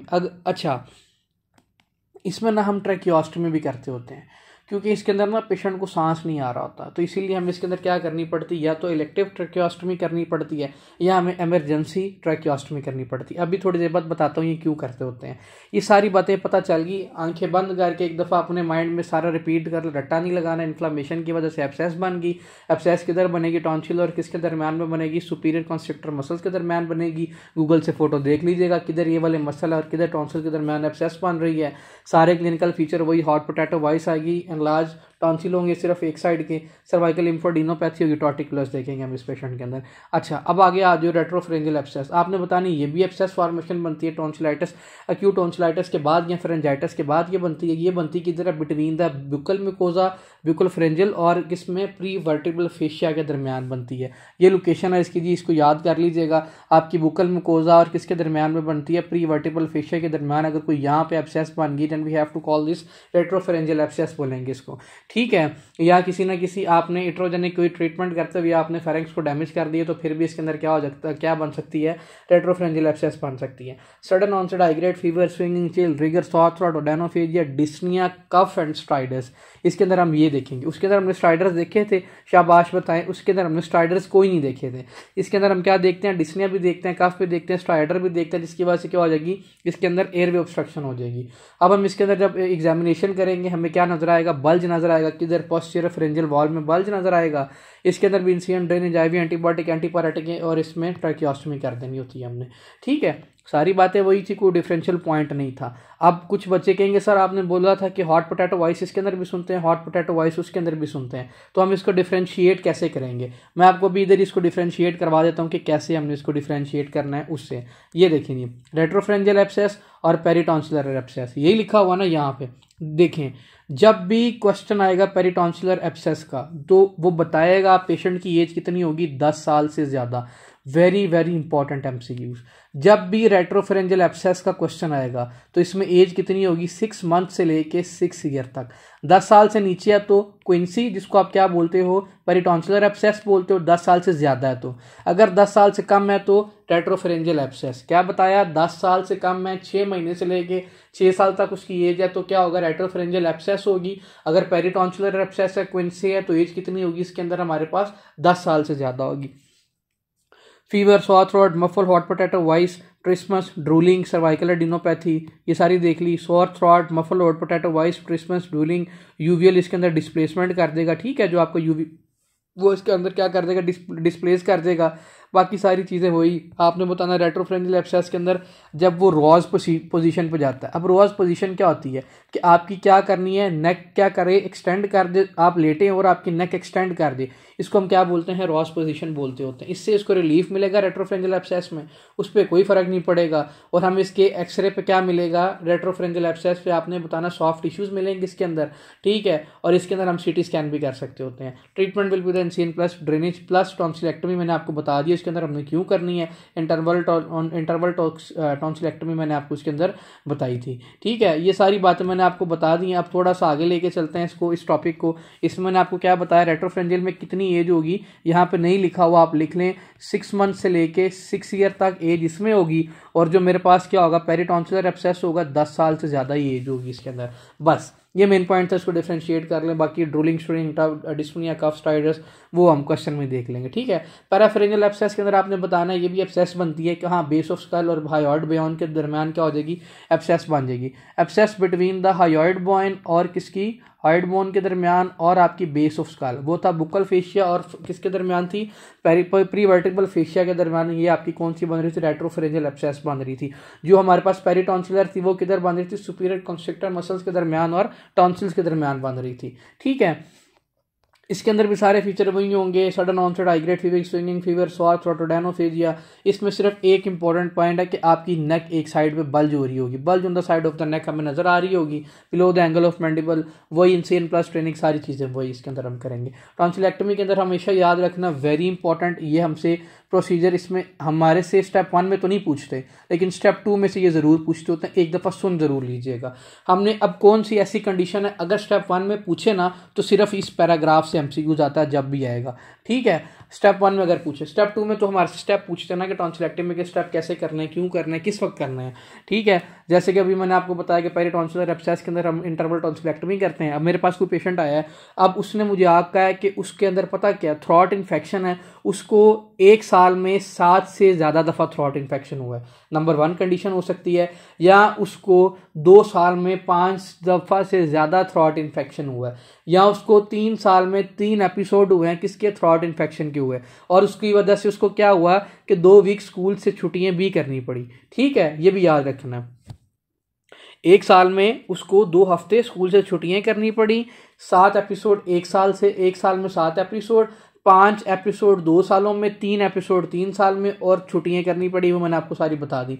या क्विंसी वही पेरिटॉन्सिलर एब्सेस हमने पढ़ लिया, इंटरवल टॉन्सिलेक्टमी करते हैं 4 से 6 हफ्तों के दरमियान, वो भी बता दिए। अगर इसको फिब्राइल फिट्स आना शुरू हो गया, इन्फेक्शन हुआ, उसकी वजह से क्या हुआ, फिर वो बुखार होगा, बुखार की वजह से फिट्स आना शुरू होगा, तो फिर उसके अंदर भी मजबूरी है टॉन्सिलेक्टमी करेंगे हम इसको सेटल डाउन करने के बाद। या उसकी टॉन्सिलर हाइपरट्रॉफी हो गई है, या उसको कोई ना कोई कैंसर होगा तो हमने, या नॉन हॉजकिन लिम्फोमा होता है इसमें, उसकी वजह से भी हम क्या करते होते हैं, टॉन्सिलेक्टमी करते हैं। ठीक है, अब हमारे पास ऐसा कौन सा पैथोजन है जिसकी वजह से हमें, अगर आपसे पूछा जाए टॉन्सिलेक्टमी करनी पड़ती, तो आपने बताना कॉर्निया, ये डिप्थेरिया है, इसकी वजह से करनी पड़ती है। क्यों, क्योंकि सूडो मेम्ब्रेन वहाँ पे बना देता है। क्रॉनिक टॉन्सिलाइटिस में भी करनी पड़ती है, वेल्वुलर हार्ट डिजीज में भी करनी पड़ती है। क्यों, क्योंकि उसको रिमेटिक फीवर ना हो जाए, तो इसीलिए हमें उसके अंदर भी टॉन्सिलेक्टमी करनी पड़ती है।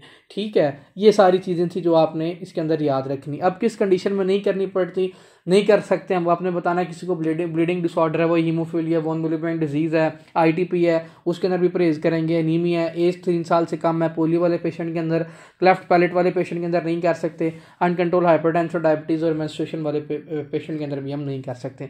प्रोसीजर हमने अंडर जनरल एनेस्थीसिया करना होता है, पेशेंट को रोज़ पोजीशन पर लिटाना है, वो मैंने आपको बता दी कौन सी पोजीशन है। ठीक है, फिर हमने क्या करना है, टॉन्सिल, इसको हमने फोर्सेप्स से टॉन्सिल को होल्ड करना है, कब निडल पास करनी है, उसको क्या करना है, डायसेक्ट करना और टॉन्सिल को रिमूव कर देना, वहाँ पे लाइगेचर लगा के सुचर लगा देने हैं, और हीमोस्टेसिस को मेंटेन करना है ताकि उसको ब्लीडिंग ना हो। गॉस पीस वहाँ पे रख देंगे 5 मिनट के लिए कि ब्लीडिंग रुक जाए। पोस्ट ऑपरेटिव केयर हमने क्या करनी है, उसको आइस क्यूब्स देंगे, क्योंकि वो क्या करेगी, वैजो कंस्ट्रक्शन करेगी, ब्लीडिंग कम होगी। कोल्ड डाइट्स उसको देंगे, आइसक्रीम वगैरह प्रेफर करेंगे, एंटीबायोटिक एनाल्जेसिक रोल हाइजीन देंगे। कॉम्प्लिकेशन में क्या बताना है आपने, सबसे पहले अगर हमारे पास पेशेंट आया कब, 48 घंटे के बाद आया, तो उसके अंदर रिएक्शनरी हेमरेज हो सकता है, और अगर हमारे पास 6 से 10 दिन बाद आया तो सेकेंडरी हेमरेज होता है उसके अंदर। ठीक है, ट्रॉमा हो सकता है, कोई ना कोई हेमरेज हो सकता है, एडिमा हो सकता है, और हाइपरट्रॉफी ऑफ द टॉन्सिल, जो पीछे टॉन्सिल बचेंगे सारे नहीं निकाले, कुछ रह गए, उसकी भी हाइपरट्रॉफी हो सकती है इसके अंदर। बस आगे आ जाओ, tracheostomy, that is a life saving procedure. आपने इसके अंदर बताना है, इसमें से पूछते हैं क्वेश्चन आपको, स्टेप 2 में से भी, स्टेप 1 में से भी। अगर आपसे पूछा था लाइफ सेविंग प्रोसीजर कौन सा, आपने बताना ट्रैकियोस्टमी। ट्रैकियोस्टमी में क्या करते हैं, हम एक ओपनिंग क्रिएट कर देते हैं interior wall of the skin पे। ठीक है, अब हम interior wall of the trachea के हम क्या करवा देते हैं, एक ओपनिंग क्रिएट कर देते हैं स्किन की तरफ, ताकि उसको सांस खुल के आए। अब किस कंडीशन में करते हैं, मैंने आपको बताया था, गुड डॉक्टर आपने देखा होगा, उसमें भी क्या हुआ था, बच्चे की एयरवे ऑब्स्ट्रक्शन हुई थी, हमने इसीलिए की थी, इन्फेक्शन की वजह से फॉरेन बॉडी गई थी उसके अंदर, फॉरेन बॉडी की वजह, उसमें फॉरेन बॉडी था ना, ट्रॉमा ट्यूमर की वजह से लैरेंजियल पैरालिसिस या लैरेंजियल एडिमा वाले पेशेंट के अंदर हम करते होते हैं। इसके अंदर क्या करना होता है, या अगर कोई पेशेंट का हमने एयरवे प्रोटेक्ट करना है, या कोई रिटेन्ड सेक्रीशन रह गई हैं, कफ अगर वो नहीं कर सकता, उसको पेनफुल कफ होती है, रिब फ्रैक्चर है, उसकी वजह से भी वो कफ नहीं कर सकता, तो इस कंडीशन में उसको अगर सांस रुक गया तो then we have to go with, इसके अंदर किसकी तरफ जाएंगे, ट्रैकियोस्टमी की तरफ जाएंगे। ठीक है, एल्वियोलर वेंटिलेशन को प्रमोट करना है, एनेस्थीसिया देना है, ड्रग्स देने हैं। प्रोसीजर कैसे करना है, अगर तो मेरे पास इमरजेंसी में पेशेंट आया, जैसे कि हमने देखा था कि दर्दागुड डॉक्टर में एक इमरजेंसी केस था ना, तो no need of any anaesthesia in that condition. ठीक है, आपने सिर्फ क्या करना होता है, इमरजेंसी डिपार्टमेंट में उसको लेके जाना, फ़ौरन से उसको क्या करना है, उसकी ओपनिंग क्रिएट करनी है ताकि उसको सांस आ जाए। ठीक है, अगर तो आप कर रहे हैं किसमें इलेक्टिव ट्रैकियोस्टमी, इलेक्टिव होता है कि आपने एक टाइम दिया हुआ कि हमने यार इसकी इस टाइम ट्रैकियोस्टमी करनी है, उसमें हम इसके अंदर एनेस्थीसिया देंगे, वो भी कौन सा देंगे, लिग्नोकेन देंगे, लोकल देंगे स्पेसिफिक एरिया पे, पेशेंट को सुपाइन पोजीशन पे इसको लिटाएंगे, सबसे पहले उसकी एसेप्टिक मेजर को मेंटेन करेंगे। ठीक है, फिर हमने क्या करना है, ट्रांसफर इंसिजन देना उसके अंदर, ट्रांसफर इंसिजन देने के बाद हमने उसकी स्किन को सेपरेट किया, सबक्यूटेनियस टिश्यू को सेपरेट किया, प्लेटिस्मा को फिर सेपरेट किया, फिर क्या करना है, तो उसके अंदर हमने अंदर एक्सेस, हमने अंदर नीचे चले गए, नीचे थायराइड ग्लैंड पड़ा था, जो उसके स्ट्रेप्स मसल है उसको साइड पे किया, थायराइड ग्लैंड को अपवर्ड पुश किया, फिर हमने क्या किया, ट्रैकिया को स्टेबलाइज किया, फिर उसके बाद दोबारा लिग्नोकेन इंजेक्शन दिया ट्रैकिया के अंदर ताकि उसके अंदर कफ सप्रेस हो जाए। अगर हम नहीं करेंगे तो हम जब उसके अंदर क्या करेंगे, इंसिजन देंगे ना ट्रैकिया पे, तो हमारा इंसिजन ऊपर नीचे भी हो सकता है, इसीलिए हम क्या करेंगे, उसके अंदर हम लिग्नोकेन इंजेक्शन ट्रैकिया के अंदर भी देंगे।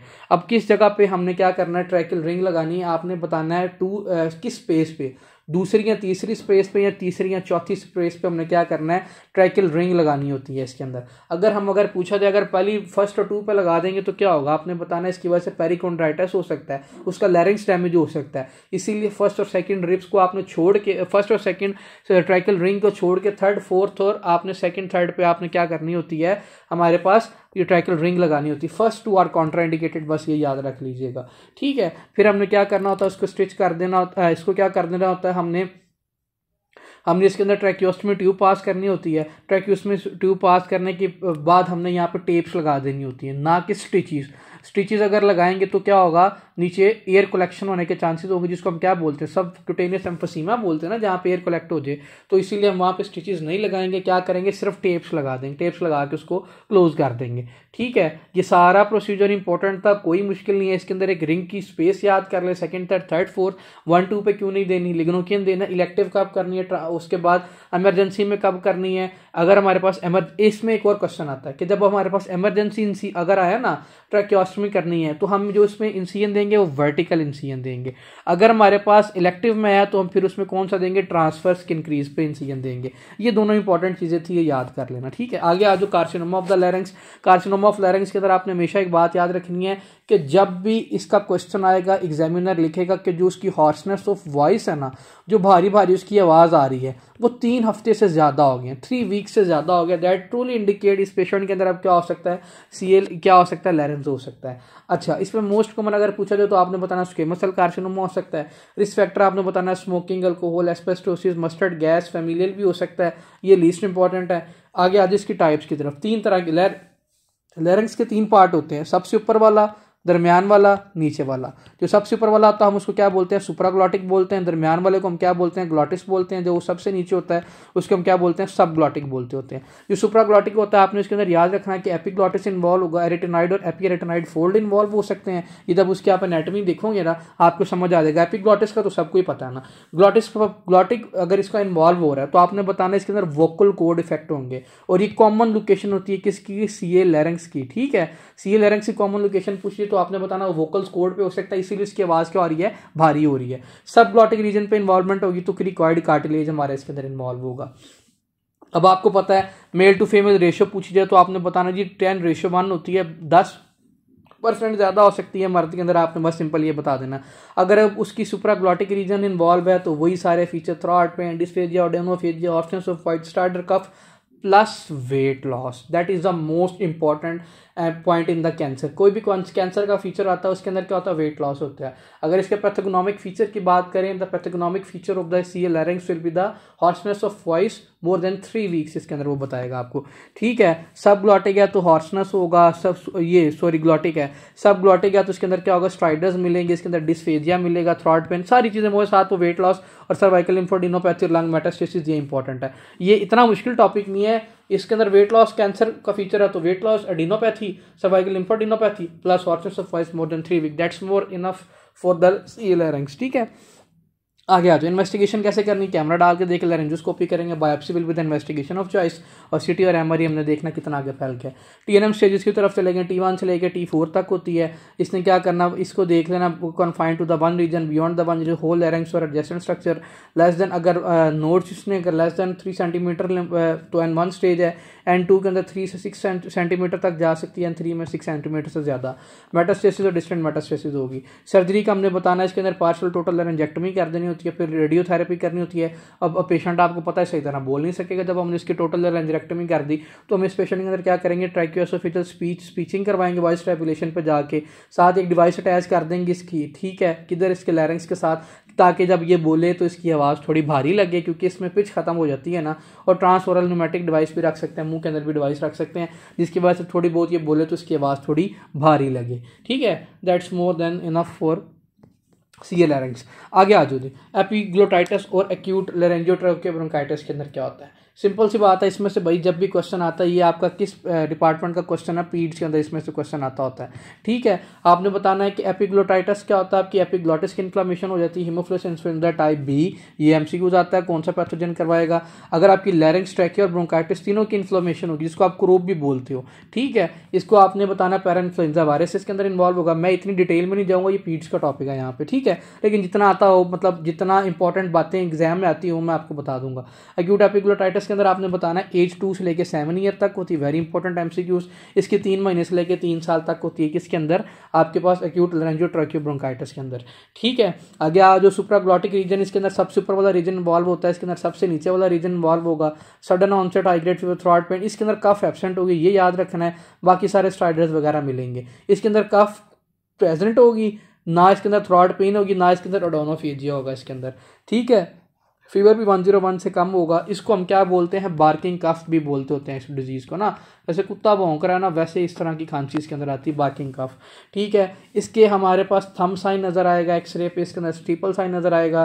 ट्रैकियोस्टमी, हम इसके अंदर IV एंटीबायोटिक सेफ्ट्राक्सोन देंगे, इसके अंदर भी हम स्टेरॉइड्स इसको ठीक करेंगे। इसके अंदर एंटीबायोटिक इसलिए देंगे क्योंकि इसके अंदर हमारे पास जो इसके अंदर वायरस इन्वॉल्व होता है ना, पैरा इन्फ्लुएंजा पढ़ा हमने, वो इसके अंदर इन्वॉल्व होता है, ये देखिए मैंने आपको यहाँ पे बताया हुआ, ठीक है, इसलिए नहीं देंगे। ये बेसिकली आपका उसका पेड्स का टॉपिक था, मैंने इसलिए इसको इतनी डिटेल में नहीं करवाया, नहीं तो उसको भी कंप्लीट डिटेल में हम कर सकते थे। ये ऑलरेडी मैं जब पीड्स आपको पढ़ाऊंगा ना, इसका रिव्यू सेशन दूंगा पीड्स का, तो मैं उसमें एक्सप्लेन कर दूंगा। आगे आ जाए ईयर की तरफ, very important, ear as compare to whole ENT ना, अगर हम ENT बात करें तो जो ईयर है ना वो ज़रा टफ टाइम देता है। बाकी ये आपके पास नोज़ भी आसान है, ठीक है, थ्रॉट भी आसान, एक एक फीचर से आप डिफ्रेंशिएट कर रहे होते हो ना उसको, तो वो इतना मुश्किल नहीं होता। ईयर थोड़ा मुश्किल है, ये ज़रा आपको टफ टाइम देगा।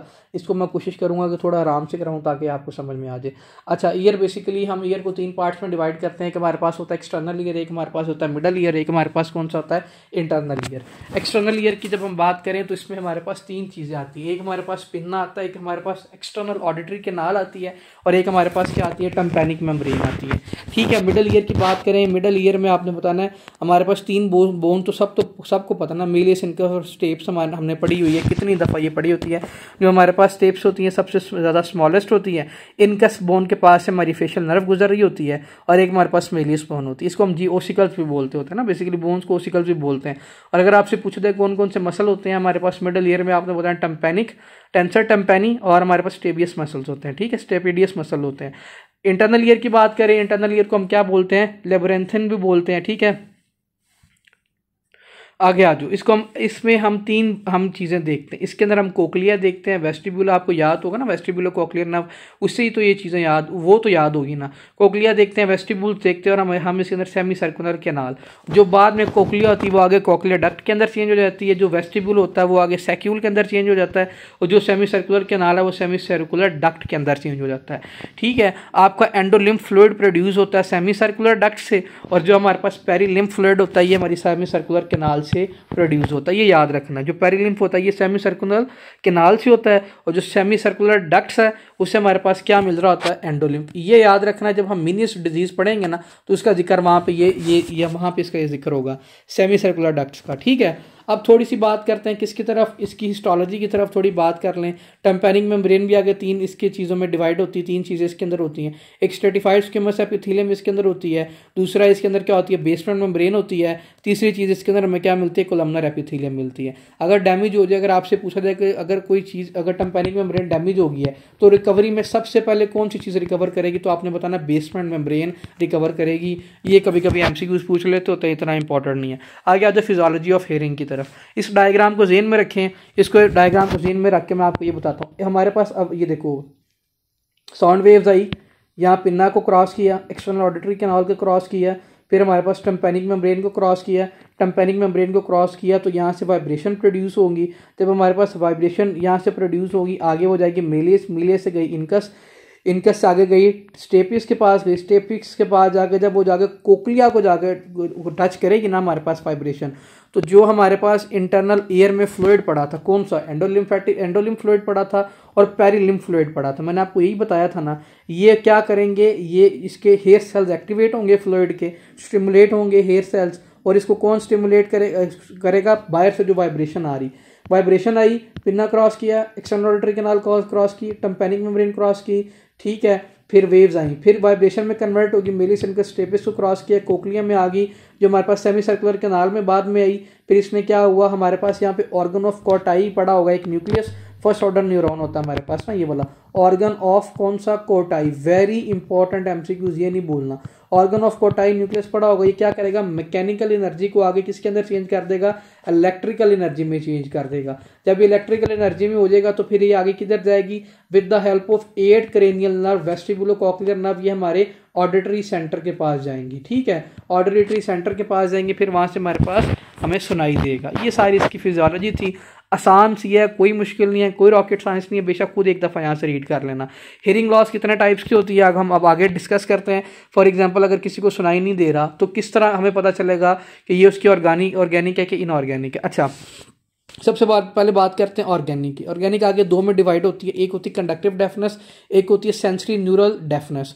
अच्छा, जब भी कंडक्टिव डेफनेस की बात होगी ना तो हमेशा आपने याद रखना है कंडक्टिव डेफनेस वाले पेशेंट के अंदर या तो एक्सटर्नल ईयर का मसला है या तो मिडल ईयर का मसला है, ठीक है, ये याद रखना है। या तो एक्सटर्नल ईयर का मसला आ रहा है या उसमें किसका मसला आ रहा है, मिडल ईयर का। अब एक्सटर्नल के मैंने आपको 3 पार्ट ऑलरेडी बताए हुए हैं, पिन्ना बताया हुआ, एक्सटर्नल ऑडिटरी कैनाल बताई हुई है, टेम्पैनिक मेम्ब्रेन बताई हुई है, मिडल ईयर की स्टेपस इनकस और आपको मिलियस बताई हुई है, टेंसर टेम्पैनी और स्टेबिलिस मसल बताया हुआ है।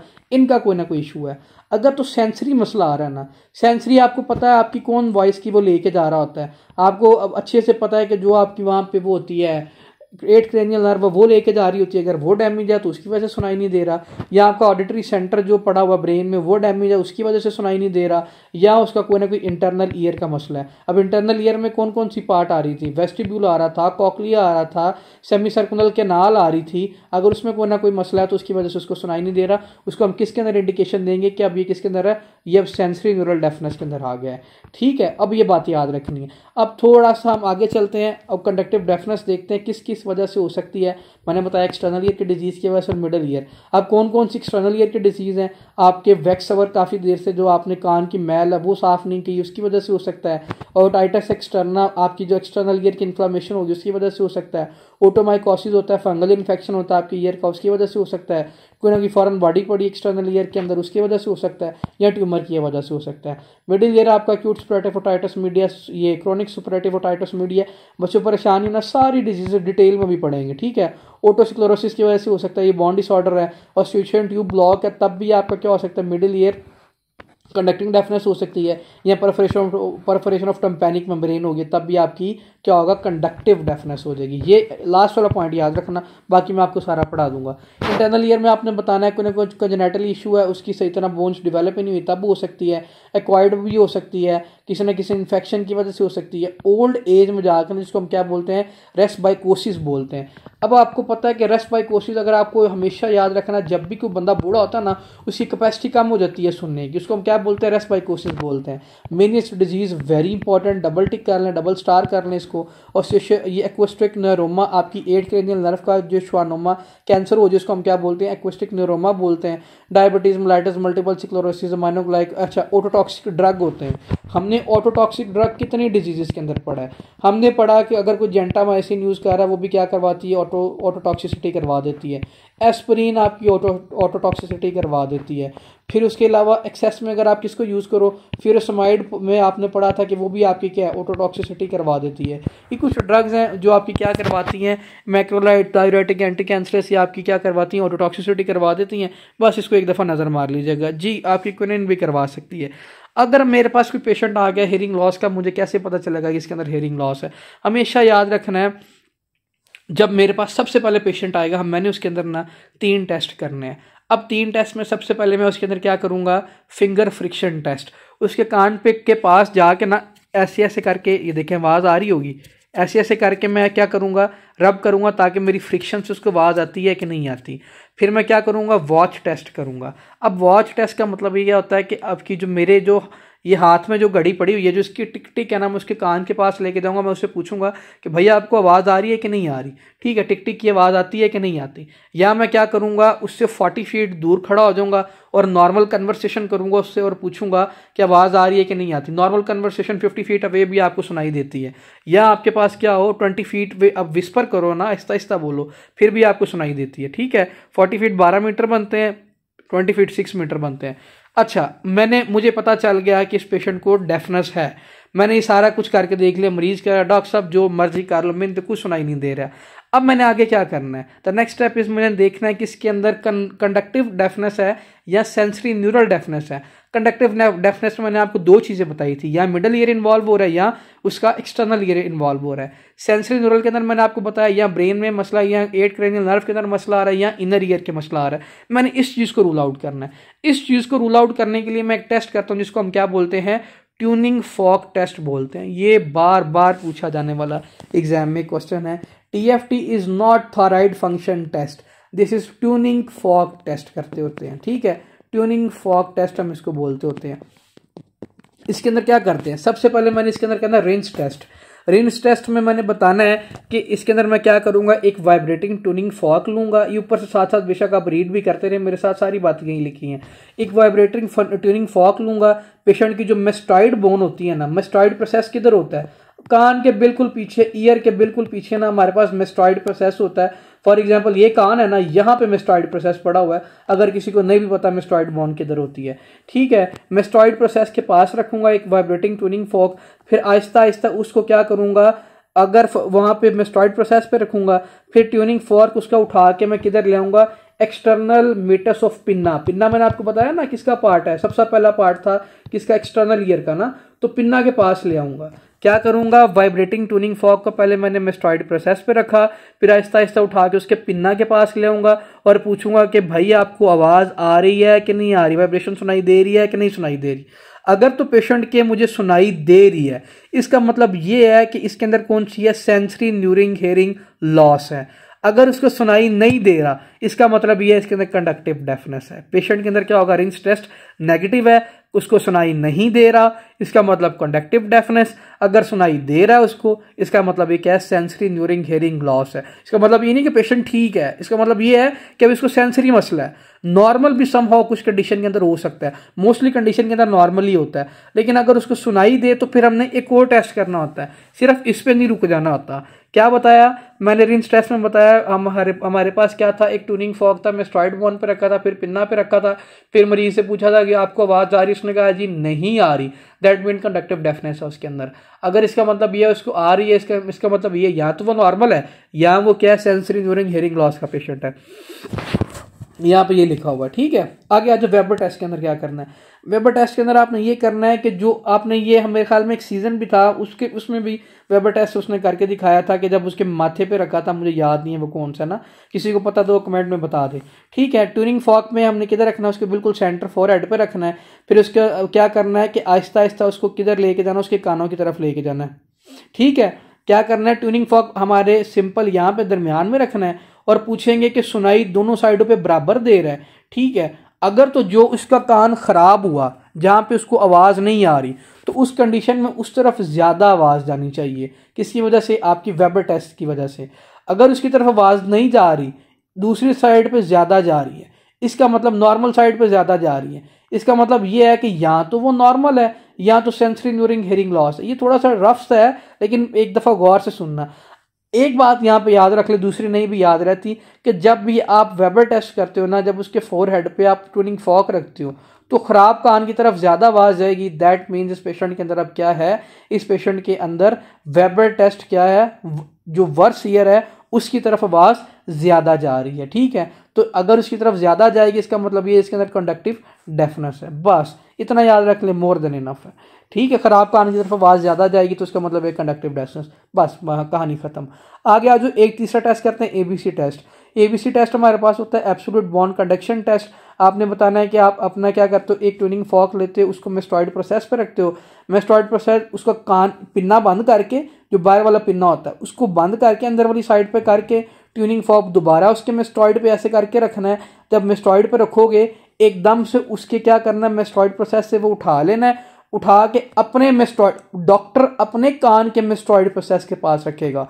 डॉक्टर अपने पास जो एग्जामिन कर रहा होगा ना, वो अपने मेस्टॉइड प्रोसेस के पास जाके रखेगा। अगर तो डॉक्टर को पेशेंट से ज़्यादा आवाज़ वाइब्रेशन सुनाई दे रही है, इसका मतलब यह है कि इसके अंदर क्या है, सेंसरी न्यूरिंग हेयरिंग लॉस है पेशेंट के अंदर। अगर डॉक्टर और पेशेंट को दोनों को इक्वली आवाज़ सुनाई दे रही है, एक जितनी आवाज़ सुनाई दे रही है, इसका मतलब यह है कि इसके अंदर क्या है, कंडक्टिव डेफनेस है। This is known as ABC test. अब एबीसी टेस्ट में भी आप कंफ्यूज हो रहे होंगे, डेफिनेटली मुझे पता है। एक बात याद रख लें कि अगर पेशेंट और डॉक्टर को सेम सुनाई दे रही है ना, इसका मतलब यह है कंडक्टिव डेफनेस। बस इतना काफ़ी है। ठीक है, इसका मतलब क्या है, इस पेशेंट के अंदर कंडक्टिव डेफनेस है। ये बस इतना याद रख लें आप। अच्छा, ये था एब्सोल्यूट बॉन्ड कंडक्शन टेस्ट। एक हमारे पास होता है शॉबेज टेस्ट। अब शॉबेज टेस्ट और एबीसी में क्या फ़र्क है, ये भी पूछ लिया जाता है। शॉबेज टेस्ट में हमेशा आपने याद रखना है, हम एबीसी के अंदर तो ये देखो पिन्ना को क्लोज करते थे ना, शॉबेज टेस्ट में हमारा पिन्ना बस ओपन होगा, बाकी सारा प्रोसेस वही होगा। ठीक है, this is known as Schwabach test. अच्छा, आगे आ जाओ किसकी तरफ, कंडक्टिव डेफनेस की तरफ। आपने याद रखना है कि कंडक्टिव डेफनेस वाले पेशेंट के अंदर मैंने क्या बताया था कि जो आपकी आवाज़ है वो क्या करेगी। ये मैंने ऊपर बिल्कुल कंडक्टिव डेफनेस में जब सबसे पहले रिंस टेस्ट किया था, मैंने कहा था पेशेंट को नहीं सुनाई देगा जब उसके वो एक्सटर्नल मीटर्स के पास लेके आएगा, तो टेस्ट नेगेटिव हो गया, टेस्ट नेगेटिव। वेबर टेस्ट में मैंने बताया था कि ख़राब कान की तरफ ज़्यादा आवाज़ जा रही है, मतलब क्या था, कंडक्टिव डेफनेस है इसके अंदर, मैंने आपको पहले बताया। एबीसी टेस्ट के अंदर मैंने आपको क्या बताया था, डॉक्टर और पेशेंट को इक्वली सुनाई दे रहा है, इसका मतलब भी कंडक्टिव टेस्ट था। ये सारे पॉजिटिव है, इसका मतलब पेशेंट की तरफ क्या निकल आया, कंडक्टिव डेफनेस निकल आई। फिर मैंने आपको बताया सेंसरी न्यूरिंग हेयरिंग लॉस के अंदर क्या होता है, रिंस टेस्ट पॉजिटिव होता है। मैंने आपको दिखाता हूँ किधर पढ़ाया था रिंस टेस्ट क्यों पॉजिटिव था इसके अंदर। मैंने आपको कहा था कि रिंस टेस्ट इसके अंदर इसलिए पॉजिटिव है कि पेशेंट क्या कहेगा कि मुझे सुनाई दे रहा है, जब आप उसको किधर ले जाओगे, पिन्ना के पास ले जाओगे। ठीक है, दैट मीन इसके अंदर क्या है, रिंस टेस्ट पॉजिटिव है, भाई इसको सुनाई दे रहा है।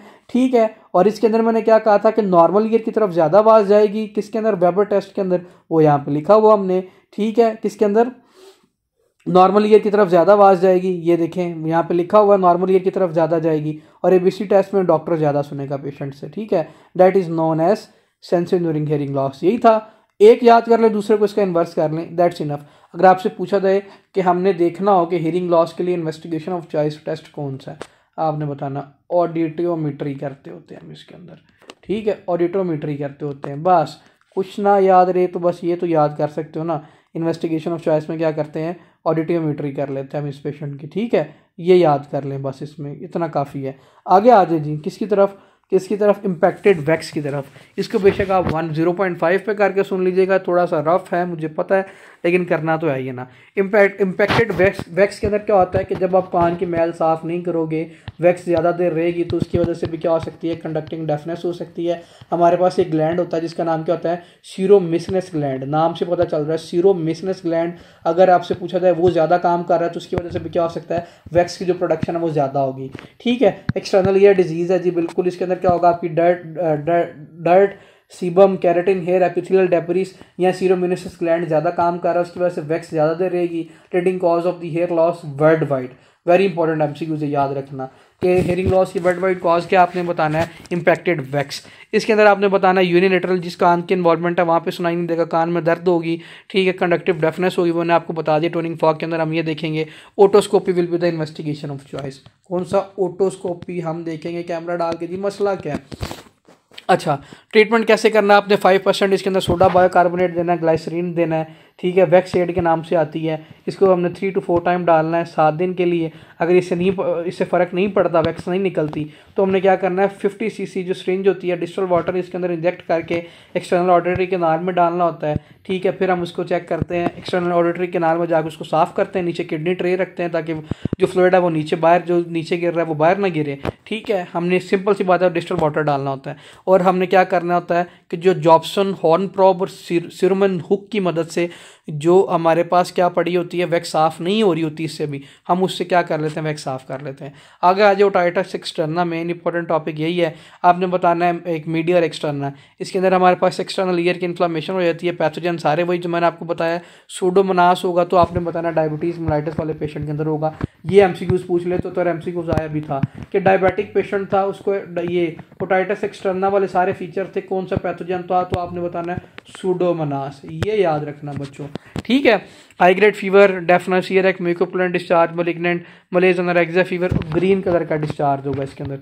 कौन सा डिस्चार्ज होगा, ग्रीन डिस्चार्ज होगा। वेरी इंपॉर्टेंट, कान से अगर ग्रीन कलर का डिस्चार्ज हो रहा है तो आपने बताना डायबिटिक पेशेंट है। सूडोमोनास क्या करता है, हमेशा हमारे पास ग्रीन डिस्चार्ज करता होता है। ठीक है, ओटोस्कोपी करेंगे, स्वेलन कंजेस्टेड नज़र आएगा हमें।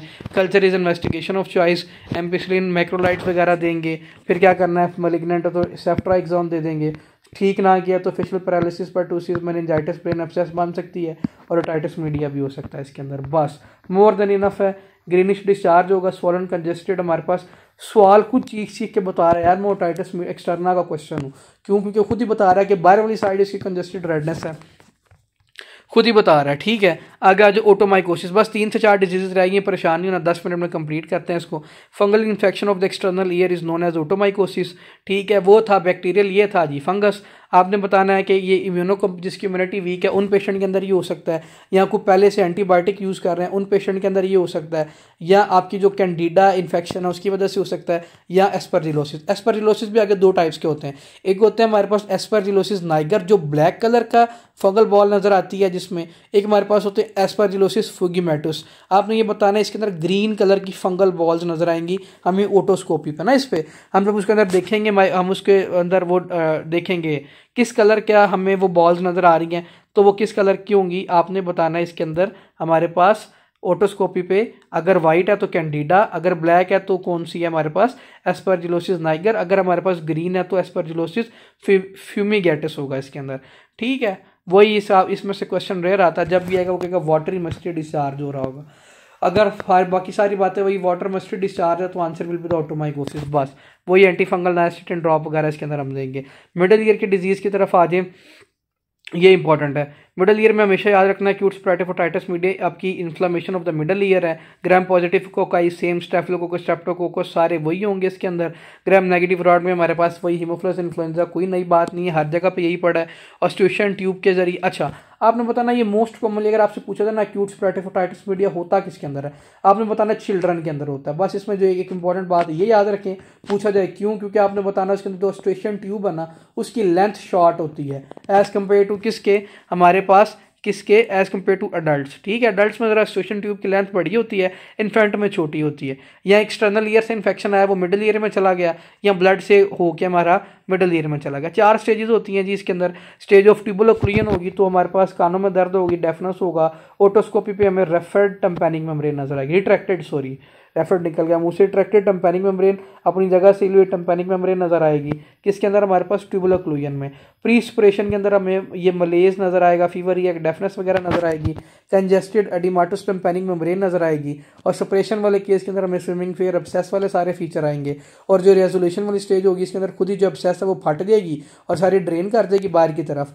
तो ये किसके अंदर होता है, आपने बताना है कि जब पेशेंट इम्यूनो कम्प्रोमाइज हो। साथ इसके अंदर फेशियल नर्व पाल्सीज वगैरह देखते हैं। Culture will be the investigation of choice in that condition. Antibiotic will be the treatment, इसके अंदर देते हैं मेडिकल ट्रीटमेंट। और अगर इससे भी फर्क नहीं पड़ेगा तो मेरिंजाटमी कर देंगे।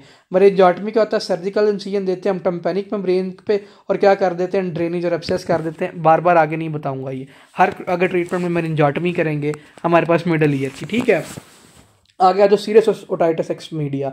सीरियस का मतलब ये है कि कोई फ्लूइड बाहर निकल रहा है, ठीक है। अब किस कलर का होगा, वो ग्लू लाइक हमारे पास फ्लूइड होगा। Presence of the non fluid fluid in the middle ear cavity, production ज़्यादा हो रही है या प्रोडक्शन कम हो रही है। प्रोडक्शन है तो acute suppurative otitis media allergy में ज़्यादा होती है। प्रोडक्शन कम किस पेशेंट के अंदर होती है, टॉन्सिलाइटिस वाले पेशेंट के अंदर होती है। Sinusitis rhinitis adenoid tumour palate defect के अंदर होती है। डेफनेस देखेंगे माइल्ड है, ईयर है क्या, इसके अंदर डिलेड डिफेटेड स्पीच है। ओटोस्कोपी पे हमें डल ओपैक टम्पैनिक मेम्ब्रेन नजर आएगी, ठीक है, या तो ब्लूइश ग्रे टम्पैनिक मेम्ब्रेन नजर आएगी, या उस पर हमें साथ उसमें देखो मैंने इसके अंदर क्या बताया, कॉम्प्लिकेटेड नहीं करना। इसके अंदर मैंने आपको बताया कि ग्लू सी निकल रही होती है ना कानों से। अब ग्लू क्या है, फ्लूइड सा है, तो फ्लूइड के अंदर फिर बबल्स भी होंगे, हमें बबल्स नजर आएगी, डल टम्पैनिक मेम्ब्रेन नजर आएगी, ठीक है। ये सारे फीचर किसके हैं हमारे पास, आपने बताना है सीरियस ओटाइटिस एक्सटर्ना के। एक्यूट स्पोरेटिक ओटाइटिस मीडिया के अंदर मैंने क्या बताया था, टेम्पैनिक मेम्ब्रेन रिट्रैक्टेड हो जाती है ना आपकी।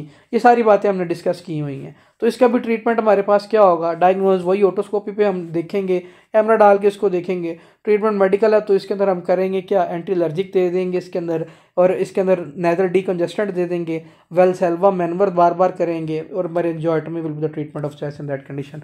और साथ क्या करेंगे, हम एक डिवाइस रख देंगे जिसका नाम क्या है, ग्रेमेट ट्यूब रख देंगे, जो क्या करेगी, जो भी फ्लूइड होगी वो बाहर कान से ड्रेन करती रहेगी, ठीक है। बात समझ में आ गई। अगर हमारे पास फॉर एग्जांपल अगर एक पेशेंट आता है बैरोट्रोमा का, बैरोटाइटिस मीडिया, बच्चों ये इंपॉर्टेंट है। ये तो जो फॉरनर्स है ना, जैसे कि मैं खुद फॉरनर हूँ, तो उनके अंदर ये बड़ा कॉमन होता है। जो आप कहते हो कि जब हम जहाज पे बैठते हैं तो एकदम से जब वो नीचे आता है तो कान बंद हो जाते हैं, ठीक है, या वो एकदम से ऊपर जाता है तब भी उसके कान बंद हो जाते हैं। उसकी रीज़न पता क्या होती है, बेसिकली जो मिडल ईयर का प्रेशर होता है ना, वो आपके एटमॉस्फेरिक प्रेशर से ज़्यादा होता है। जब आपका मिडल ईयर का प्रेशर एटमॉस्फेरिक प्रेशर से कम हो जाएगा ना, तो आपके क्या होगा, कान दोनों बंद हो जाएंगे, ठीक है। ऐसे जैसे कान मतलब बंद हो रहे हैं, उसके कानों में कोई चीज़ जा रही है, उसकी स्टेशन ट्यूब ब्लॉक हो जाती है उसके इसके अंदर। अब किस किस पेशेंट के अंदर हम देख सकते हैं कि जो हमारे पास क्या हो, आपने बताना है कि जो एयर ट्रैवल कर रहा हो उसके अंदर हो सकता है, डीप सी डाइविंग के अंदर हो सकता है, जो प्रेशर चैम्बर के अंदर है जहाँ पे एक प्रेशर मेंटेन है लिफ्ट के अंदर, उसके अंदर ये हो सकता है, ठीक है। ये उन कंडीशंस के अंदर हम देखते होते हैं। अब हमने इसको ट्रीट कैसे करना है, हमें इस कंडीशन में सोना नहीं चाहिए, हमें बार बार वेलसेल्वा मैनवर करना चाहिए। वेलसेल्वा मैनवर क्या होता है, नाक को जोर से दबा के कानों से बाहर क्या निकालें, प्रेशर को निकालें, एयर जो आ रही है ज़्यादा उसको निकालें, ठीक है। क्योंकि अब मिडल एयर का प्रेशर कम हो गया एज कम्पेयर टू किसके, एटमॉस्फेरिक प्रेशर के, तो हमने इसको मेंटेन करने के लिए वेलसेल्वा मैनवर करें बार बार। हम कोई च्युइंगम च्युई करें बार बार, इसके अंदर चुबाएं उसको, च्युइंग करें, ठीक है। और हम इसके अंदर क्या करें, आपने बताना ओरल और नेजल डीकंजेस्टेंट यूज़ कर सकते हैं, या एंटीहिस्टामिन इसके अंदर हम यूज़ करें। फ्लाइट पे है तो हमने क्या करना चाहिए, हमारे पास कोई च्युइंगम वगैरह या वेलसेल्वा मैनवर आपने बार बार करना है। अगर इससे भी ठीक नहीं पड़ रहा, फर्क पड़ रहा, आप उतर गए हो फिर भी कान बंद है, तो then we have to go with myringotomy, ठीक है। मेरिंजोटमी मैंने अभी आपको क्या बताया, सर्जिकल इंसिजन दे के क्या करते हैं उसको, अभी मैंने ऊपर आपको पढ़ाया था, याद है कि कोई नहीं भूल गया। इसके अंदर सिंपल वही मेरिंजोटमी करके हम आगे नेक्स्ट मूव करेंगे, ठीक है। अच्छा आगे चलते हैं, हमने क्या डिस्कस कर लिया था, बैरोटाइटिस मीडिया कर लिया। अब आगे चलते हैं किसकी तरफ, एक्यूट ओटाइटिस मीडिया। इसके अंदर पहले ये कर लेते हैं, ये वाला टॉपिक टम्पैनिक को करवा दूं कि रहने दूं, अच्छा चले कर लेते हैं, ये आखिरी वाला रह गया, इसको देख लेते हैं। क्रोनिक स्पोरेटिक ओटाइटिस मीडिया, आपने बताना जब लॉन्ग टर्म आपका एक्यूट स्पोरेटिक ओटाइटिस मीडिया वो आगे क्रोनिक के अंदर चेंज हो जाएगा, ठीक है। हमें स्क्वेमस एपिथेलियन मार्जिन पे नजर आएगी। ये आगे दो टाइप के होते हैं, एक हमारे पास होते हैं ट्यूबोटम्पैनिक, एक हमारे पास होते हैं एटिकोएंट्रल। अच्छा ट्यूबोटम्पैनिक हमारे पास बिनाइन होते हैं और आउटर पार्ट पे होते हैं, जो एटिकोएंट्रल होते हैं वो हमारे पास मैलिग्नेंट पार्ट पे होते हैं। ये मेरे पास नेजोफेरिंग था, ये मेरे पास ये ऑस्टेशियन ट्यूब थी, ये मेरे पास मिडल ये ईयर की कैविटी थी, और ये मेरे पास मेस्टॉइड जो कान के पीछे बोन थी। अब देखो ऑस्टेशियन ट्यूब से इन्फेक्शन आया, या मेरे पास मिडल ईयर का इन्फेक्शन था, वो यहाँ से निकलेगा, वो इसकी एटिक्स को इन्वॉल्व करेगा, इन्वॉल्व करके जो हमारे पास मेस्टॉइड एंट्रम मेस्टॉइड सेल है इसको जाके इन्वॉल्व कर देगा, तो इसकी वजह से क्या हो जाएगा भाई, इन्फेक्शन हो जाएगा। किसका, आपने बताना है कि जो एटिको एंट्रल जो हमारे पास मेस्टॉइड एंट्रम है तो उसका भी क्या हो जाएगा, इन्फेक्शन हो जाएगा। हमें बताना है कि दोनों ट्यूबोटम्पैनिक और हमारे पास एटिको एंट्रल में क्या डिफरेंस है। हिस्ट्री सबसे पहले आपने लेनी है, दोनों में एयर डिस्चार्ज होगा, इसमें हमारे पास मिकोइड और एडिमाटुस होगा, इसमें फाउल स्मेलिंग वाला होगा।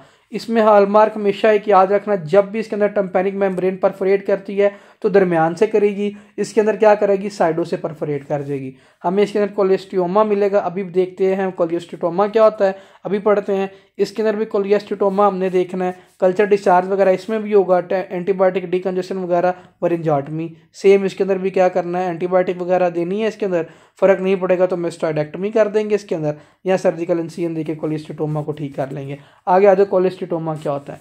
कोलियोस्टियोमा सिंपल सी बात है, एक के अंदर फाउल स्मेलिंग वाला डिस्चार्ज होगा, एक के अंदर म्यूकॉइड एडिमाटस वाला होगा, दरमियान से रप्चर्ड होगी, साइडों से रप्चर्ड होगी। आगे आ जाओ, कोलियोस्टियोमा क्या होता है।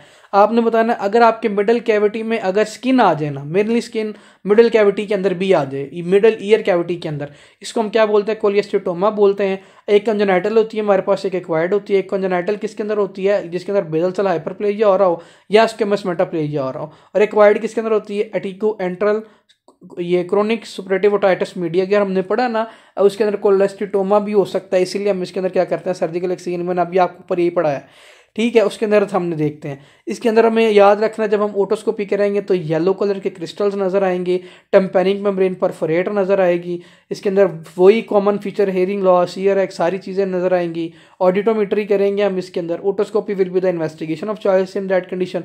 सर्जिकल एक्सरसाइज करके उस स्किन को हम क्या कर देंगे, उड़ा देंगे, कोई मुश्किल नहीं है। देख लें यहाँ से, कुछ भी ऐसी कोई बात नहीं जो मैंने आपको ना बताई हो, आसान आसान सी बातें हैं, 3-3 4-4 लाइनों की सारा टॉपिक है ये वाला। आगे आ जाए एक्यूट मेस्टॉइडाइटिस। अब आपकी मेस्टॉइड जो एंट्रम और मेस्टॉइड सेल्स है ना, अगर अब उनकी इन्फ्लामेशन हो गए, हम उसको क्या बोलेंगे, एक्यूट मेस्टॉइडाइटिस बोलेंगे। किसकी, मेस्टॉइड एंट्रम में मेस्टॉइड सेल्स होते हैं, अगर उसकी क्या हो जाए, इन्फ्लामेशन हो जाए, जो कान के बिल्कुल इधर पीछे करके पड़े होते हैं, उसको हम क्या बोलते हैं, मेस्टॉइडाइटिस बोलते हैं। क्या पैथोजन हो गए आपने बताना, अगर किसी को हमारे पास ओटाइटिस मीडिया हुआ था, हमने उसको ठीक ना किया, वो मेस्टॉइडाइटिस करवा सकता है जाके। इसकी वजह से क्या होगा, हाई ग्रेड फीवर। एक चीज़ इसमें इंपॉर्टेंट मैं अभी आपको बता दूंगा, बाकी सारे वही इसके अंदर ईयर एक होगा, डेफनेस होगा, सारी चीज़ें वही, plus pain behind the ear. बस ये चीज़ आपको इंडिकेट कर दी कि इस पेशेंट के अंदर क्या हो रहा है, डेफनेस हो रही है, ठीक है। That's more than enough. CBC करा लो, क्लाउडिंग मिलेगी, कल्चर डिस्चार्ज करा लो, जो मर्जी कर लो। इसके अंदर हमने वो ब्रॉड स्पेक्ट्रम एंटीबायोटिक देनी है, उससे भी फ़र्क नहीं पड़ा तो हमने इसका जो हल ना मेस्टॉइडेक्टमी ही करनी होती है। इसके अंदर भी जो मिकोजा होता है ना मेस्टॉइड बोन का, वो रिमूव करना होता है, ना कि आपकी जो मेस्टॉइड बोन है उसको रिमूव कर दें। इसकी कॉम्प्लिकेशन में से ना ये वाला क्वेश्चन आया हुआ था, एक ल्यूक सेप्सिस वाला आया हुआ था और एक बिजोल्ड एब्सेस वाला। अगर आपने मेस्टॉइडेक्टमी कर दी तो इसकी कॉम्प्लिकेशन क्या हो सकती है, मेस्टॉइडाइटिस की। आप मेस्टॉइडाइटिस की कॉम्प्लिकेशन क्या हो सकती है, आपने बताना है कि इसकी वजह से हमारे जो कान के बिल्कुल पीछे एब्सेस बनती है, उसको हम क्या बोलते हैं, पोस्ट ऑरिकुलर एब्सेस बनती है। जो जाइगोमेटिक हमारे पास सामने वाली बोन होती है, इन फ्रंट ऑफ ईयर होती है, पिन्ना के पास, अगर वहाँ पे एब्सेस बन गई तो जाइगोमेटिक एब्सेस बोलते हैं। बिजोल्ड एब्सेस होती है जो between the angle of jaw और मेस्टॉइड प्रोसेस की होती है। ल्यूक एब्सेस होती है बिटवीन द क्या होती है, मेस्टॉइड प्रोसेस और एक्सटर्नल ऑडिटरी कैनाल, ये आई हुई थी। Between the external auditory canal हमारी एक एब्सेस बनी हुई है, और मेस्टॉइड प्रोसेस के कौन सी एब्सेस है, ल्यूक एब्सेस थी वो। फिर हमारे पास सिटाली एब्सेस थी, एक ऑक्सीपिटल रीजन पे बनी होती है, और पैराफ्रेंजियल एब्सेस हमारे कहाँ पे बनी होती है, नेक पे बनी होती है। Incision plus drainage will be the treatment of choice, क्योंकि अब हमारे पास क्या एब्सेस बन गई है। आगे आज ओटो सिक्लोरोसिस की तरफ, ओटोस्पोंजियोसिस भी बोलते हैं। इसके अंदर जो आपकी नॉर्मली जो कॉम्पैक्ट बोन होती है ना, मिडल ईयर की स्टेप्स, और या स्टेप्स होती है हमारे पास इनकस और मेलियस, और कोकलिया होती है ना जो इनर ईयर की, ये क्या कर देती है, कॉम्पैक्ट बोन आपकी चेंज हो जाती है, किसके अंदर, स्पोंजी बोन के अंदर चेंज हो जाती है। किसके साथ एसोसिएट करता है, ओस्टियोजेनेसिस इम्परफेक्टा के साथ एसोसिएट करता है।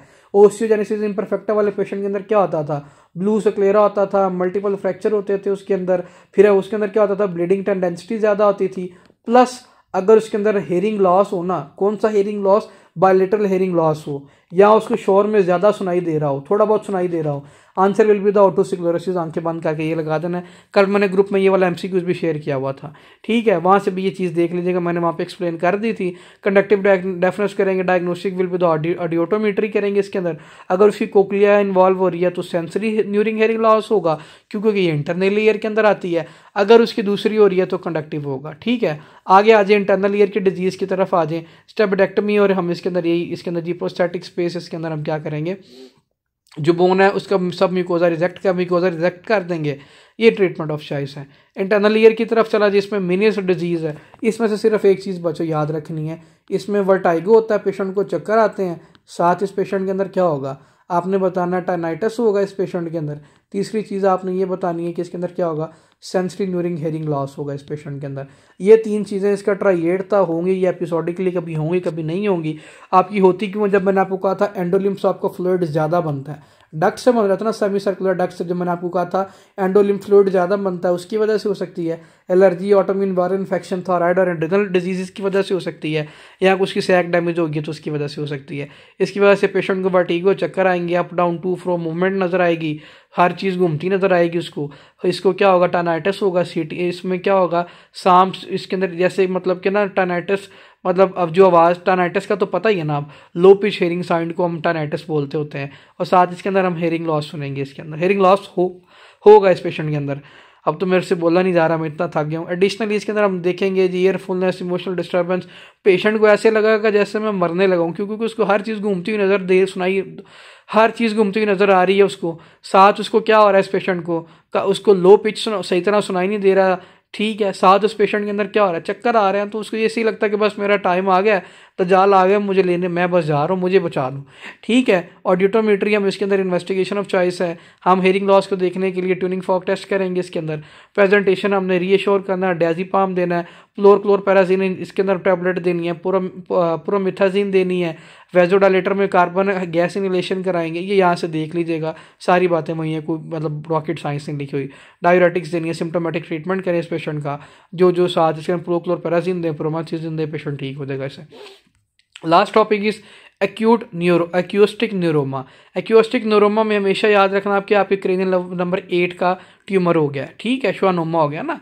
अब मुझे ये बताएं, ये आपकी ऑडिटरी सेंटर तक कौन लेके जाती थी आपकी, ये क्या उसको कहते हैं, मैकेनिकल को इलेक्ट्रिकल में चेंज करती थी, और इलेक्ट्रिकल आपकी जाती थी with the help of cranial number 8 auditory centre में जाती थी। तो क्या आप सही तरह सुनाई देगा पेशेंट को? भाई नहीं सुनाई देगा, ठीक है। 80% आपकी सेरिब्रोपोंटाइन एंगल्स पे ये होती है। इसके अंदर male to female ratio equal होती है। सारे फीचर इसको सबसे पहले तो टाइनाइटिस वाले होंगे, सेंसरी ड्यूरिंग हियरिंग लॉस टाइनाइटिस होगा, सॉरी मीनियट डिजीज वाले होंगे, सेंसरी ड्यूरिंग हियरिंग लॉस होगा, टाइनाइटिस वर्टिगो होगा, लेकिन यूनिलेटरली इसके अंदर होगा, ठीक है। सिटी और एमआरआई हम इसके अंदर करेंगे देखने के लिए।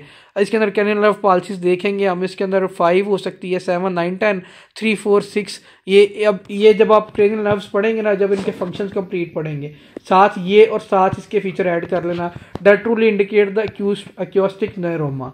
अब मैं इतनी डिटेल में तो जाने से रहा, यहाँ पे ये बहुत बड़ा टॉपिक है। इसके अंदर इंट्राक्यूलर प्रेशर भी बंदे का रेज होगा, ब्रेडिकार्डिया हो रहा होगा। ट्रीटमेंट क्या करना है इसके अंदर, हमने सर्जिकली एक्सरसाइज कर देना, रेडियोथेरेपी और गैमा नाइफ सर्जरी से हमने इसको ठीक कर देना। मुझे पता है ईएनटी, ये जो ईयर है ये थोड़ा सा रफ है, इसको रट्टा लगाना पड़ेगा, थोड़ा सा टफ है as compare to the other ones, लेकिन करना तो है। इसमें से एमसीक्यूज आया हुआ था, ये याद रखना। लूक एब्सेस वाला between the external auditory canal और मेस्टॉइड प्रोसेस के दरमियान एब्सेस बनती है, ठीक है।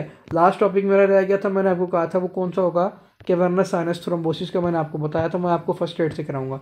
अच्छा, बेसिकली कैवर्नस साइनस होते किधर हैं, पिट्यूटरी ग्लैंड्स के ना दोनों साइडों पे आपके ऐसे करके ना कैवर्नस साइनस होते हैं। अब कैवर्नस साइनस क्या होता है कि आपकी जो ब्रेन से जितनी भी ब्लड वो होती है ना सप्लाई, वो लेके आगे वो किसके अंदर लेके जा रही होती है, इंटरनल जगुलर वेन के अंदर लेके जा रही होती है, ठीक है। आपकी ब्रेन से सप्लाई सारी लेके इकट्ठी करके और किधर लेके जाना, इंटरनल जगुलर वेन के अंदर लेके जाना, ठीक है। अच्छा, अब देखें, अब इसके अंदर क्या क्या प्रेजेंट होता है। फॉर एग्जांपल किसी पेशेंट के अंदर कैवर्नस साइनस थ्रोम्बोसिस हो गया ना, हमेशा याद रखना है कि कैवर्नस साइनस थ्रोम्बोसिस के अंदर क्या होता है कि आपने हमेशा याद ये रखना है कि इस पेशेंट के अंदर क्रेनियल नर्व नंबर 3, 6 और 5 और 4, 3, 4, 5, 1, 5, 2 और 6 क्रेनियल नर्व क्या से गुजर रही होती है, ये देखें। Cranial nerve number 3, number 4, number 5 की जो पहली ब्रांच है ऑफ्थेल्मिक, 5 की सेकंड ब्रांच है मैक्सिलरी, और एब्ड्यूसर नर्व क्रेनियल नर्व नंबर 6 गुजरी होती है। ये पिट्यूटरी ग्लैंड है, ये आपका कैवर्नस है, ये भी कैवर्नस है। साथ आपकी यहाँ पे टनल कैरोटिड आर्टरी प्रेजेंट होती है, ठीक है। साथ आपने बताना है कि इसके अंदर क्या होता है, यहाँ से हमारी सिंपैथेटिक चेन्स भी गुजर रही होती हैं। और साथ आपने यहाँ से क्या बताना है कि अगर फॉर एग्जांपल किसी पेशेंट के अंदर कैवर्नस साइनस थ्रोम्बोसिस हो जाएगा तो सबसे पहले उसकी जो सिंपैथेटिक चेन है वो कंप्रेस करेगी, उसकी वजह से पेशेंट के अंदर हॉर्नर सिंड्रोम वाले फीचर सारे आएंगे। कौन सा, एनहाइड्रोसिस, मियोसिस और ये टोसिस वाले सारे फीचर आएंगे। फिर उसके अंदर कंप्लीट ऑफ्थेल्मोप्लेजिया, क्योंकि उसके अंदर जो जितने भी उसकी आइज़ को सप्लाई थी वो सारी कम हो जाएगी, कम हो जाएगी, दिखाई नहीं देगा सही तरह से, साथ में उसकी मैक्सिलरी सेंसेशन कम हो जाएगी इस पेशेंट के अंदर। What is most likely diagnosis? Answer will be the cavernous sinus syndrome या थ्रोम्बोसिस हो जाएगी। Collection of the venous sinus is इधर on the pituitary, blood from the eye and the superficial cortex cavernous sinus में जाते हैं, उधर से internal जगुलर when के अंदर जाते हैं। क्रेनियल नर्व नंबर 3, 4, 5, 1, 5, 2, 6 आपकी यहाँ से गुजर रहे होते हैं, सिंपैथेटिक फाइबर यहाँ से गुजर रहे होते हैं, ठीक है। इंटरनल कैरोटिड आर्टरी आपकी यहाँ पे प्रेजेंट होती गुजर रही होती है। कैवर्नस साइनस सिंड्रोम अगर किसी के अंदर हो गया तो क्रेनियल नर्व नंबर 3 से लेकर 6 तक सही तरह उसको दिखाई नहीं देगा, जिसकी वजह से उसको ऑफ्थेल्मोप्लेजिया हो जाएगा, कॉर्नियल सेंसेशन कम हो जाएगी। हॉर्नर सिंड्रोम वाले फीचर मैंने आपको बता दिए। मैक्सिलरी सेंसेशन भी उसकी कम हो जाएगी। क्यों? क्योंकि जो 5 की वो ये 5 की जो दूसरी ब्रांच है ये मैक्सिला को सप्लाई करेगी। अब सप्लाई नहीं होगी, maxillary sensation will be less in that condition. ये सारे फीचर हमें इसके अंदर नजर आएंगे। This is known as cavernous sinus thrombosis. पूरी एंटी में से किसी को कोई बात ना समझ में आई, क्योंकि मैं बहुत ज़्यादा थक गया, मेरे से तो बोला नहीं जा रहा, मुझे नहीं पता चल रहा मैं क्या बोल रहा हूँ, वो बेशक मेरे से पूछ लेगा। थैंक यू जी, फी मान अल्लाह।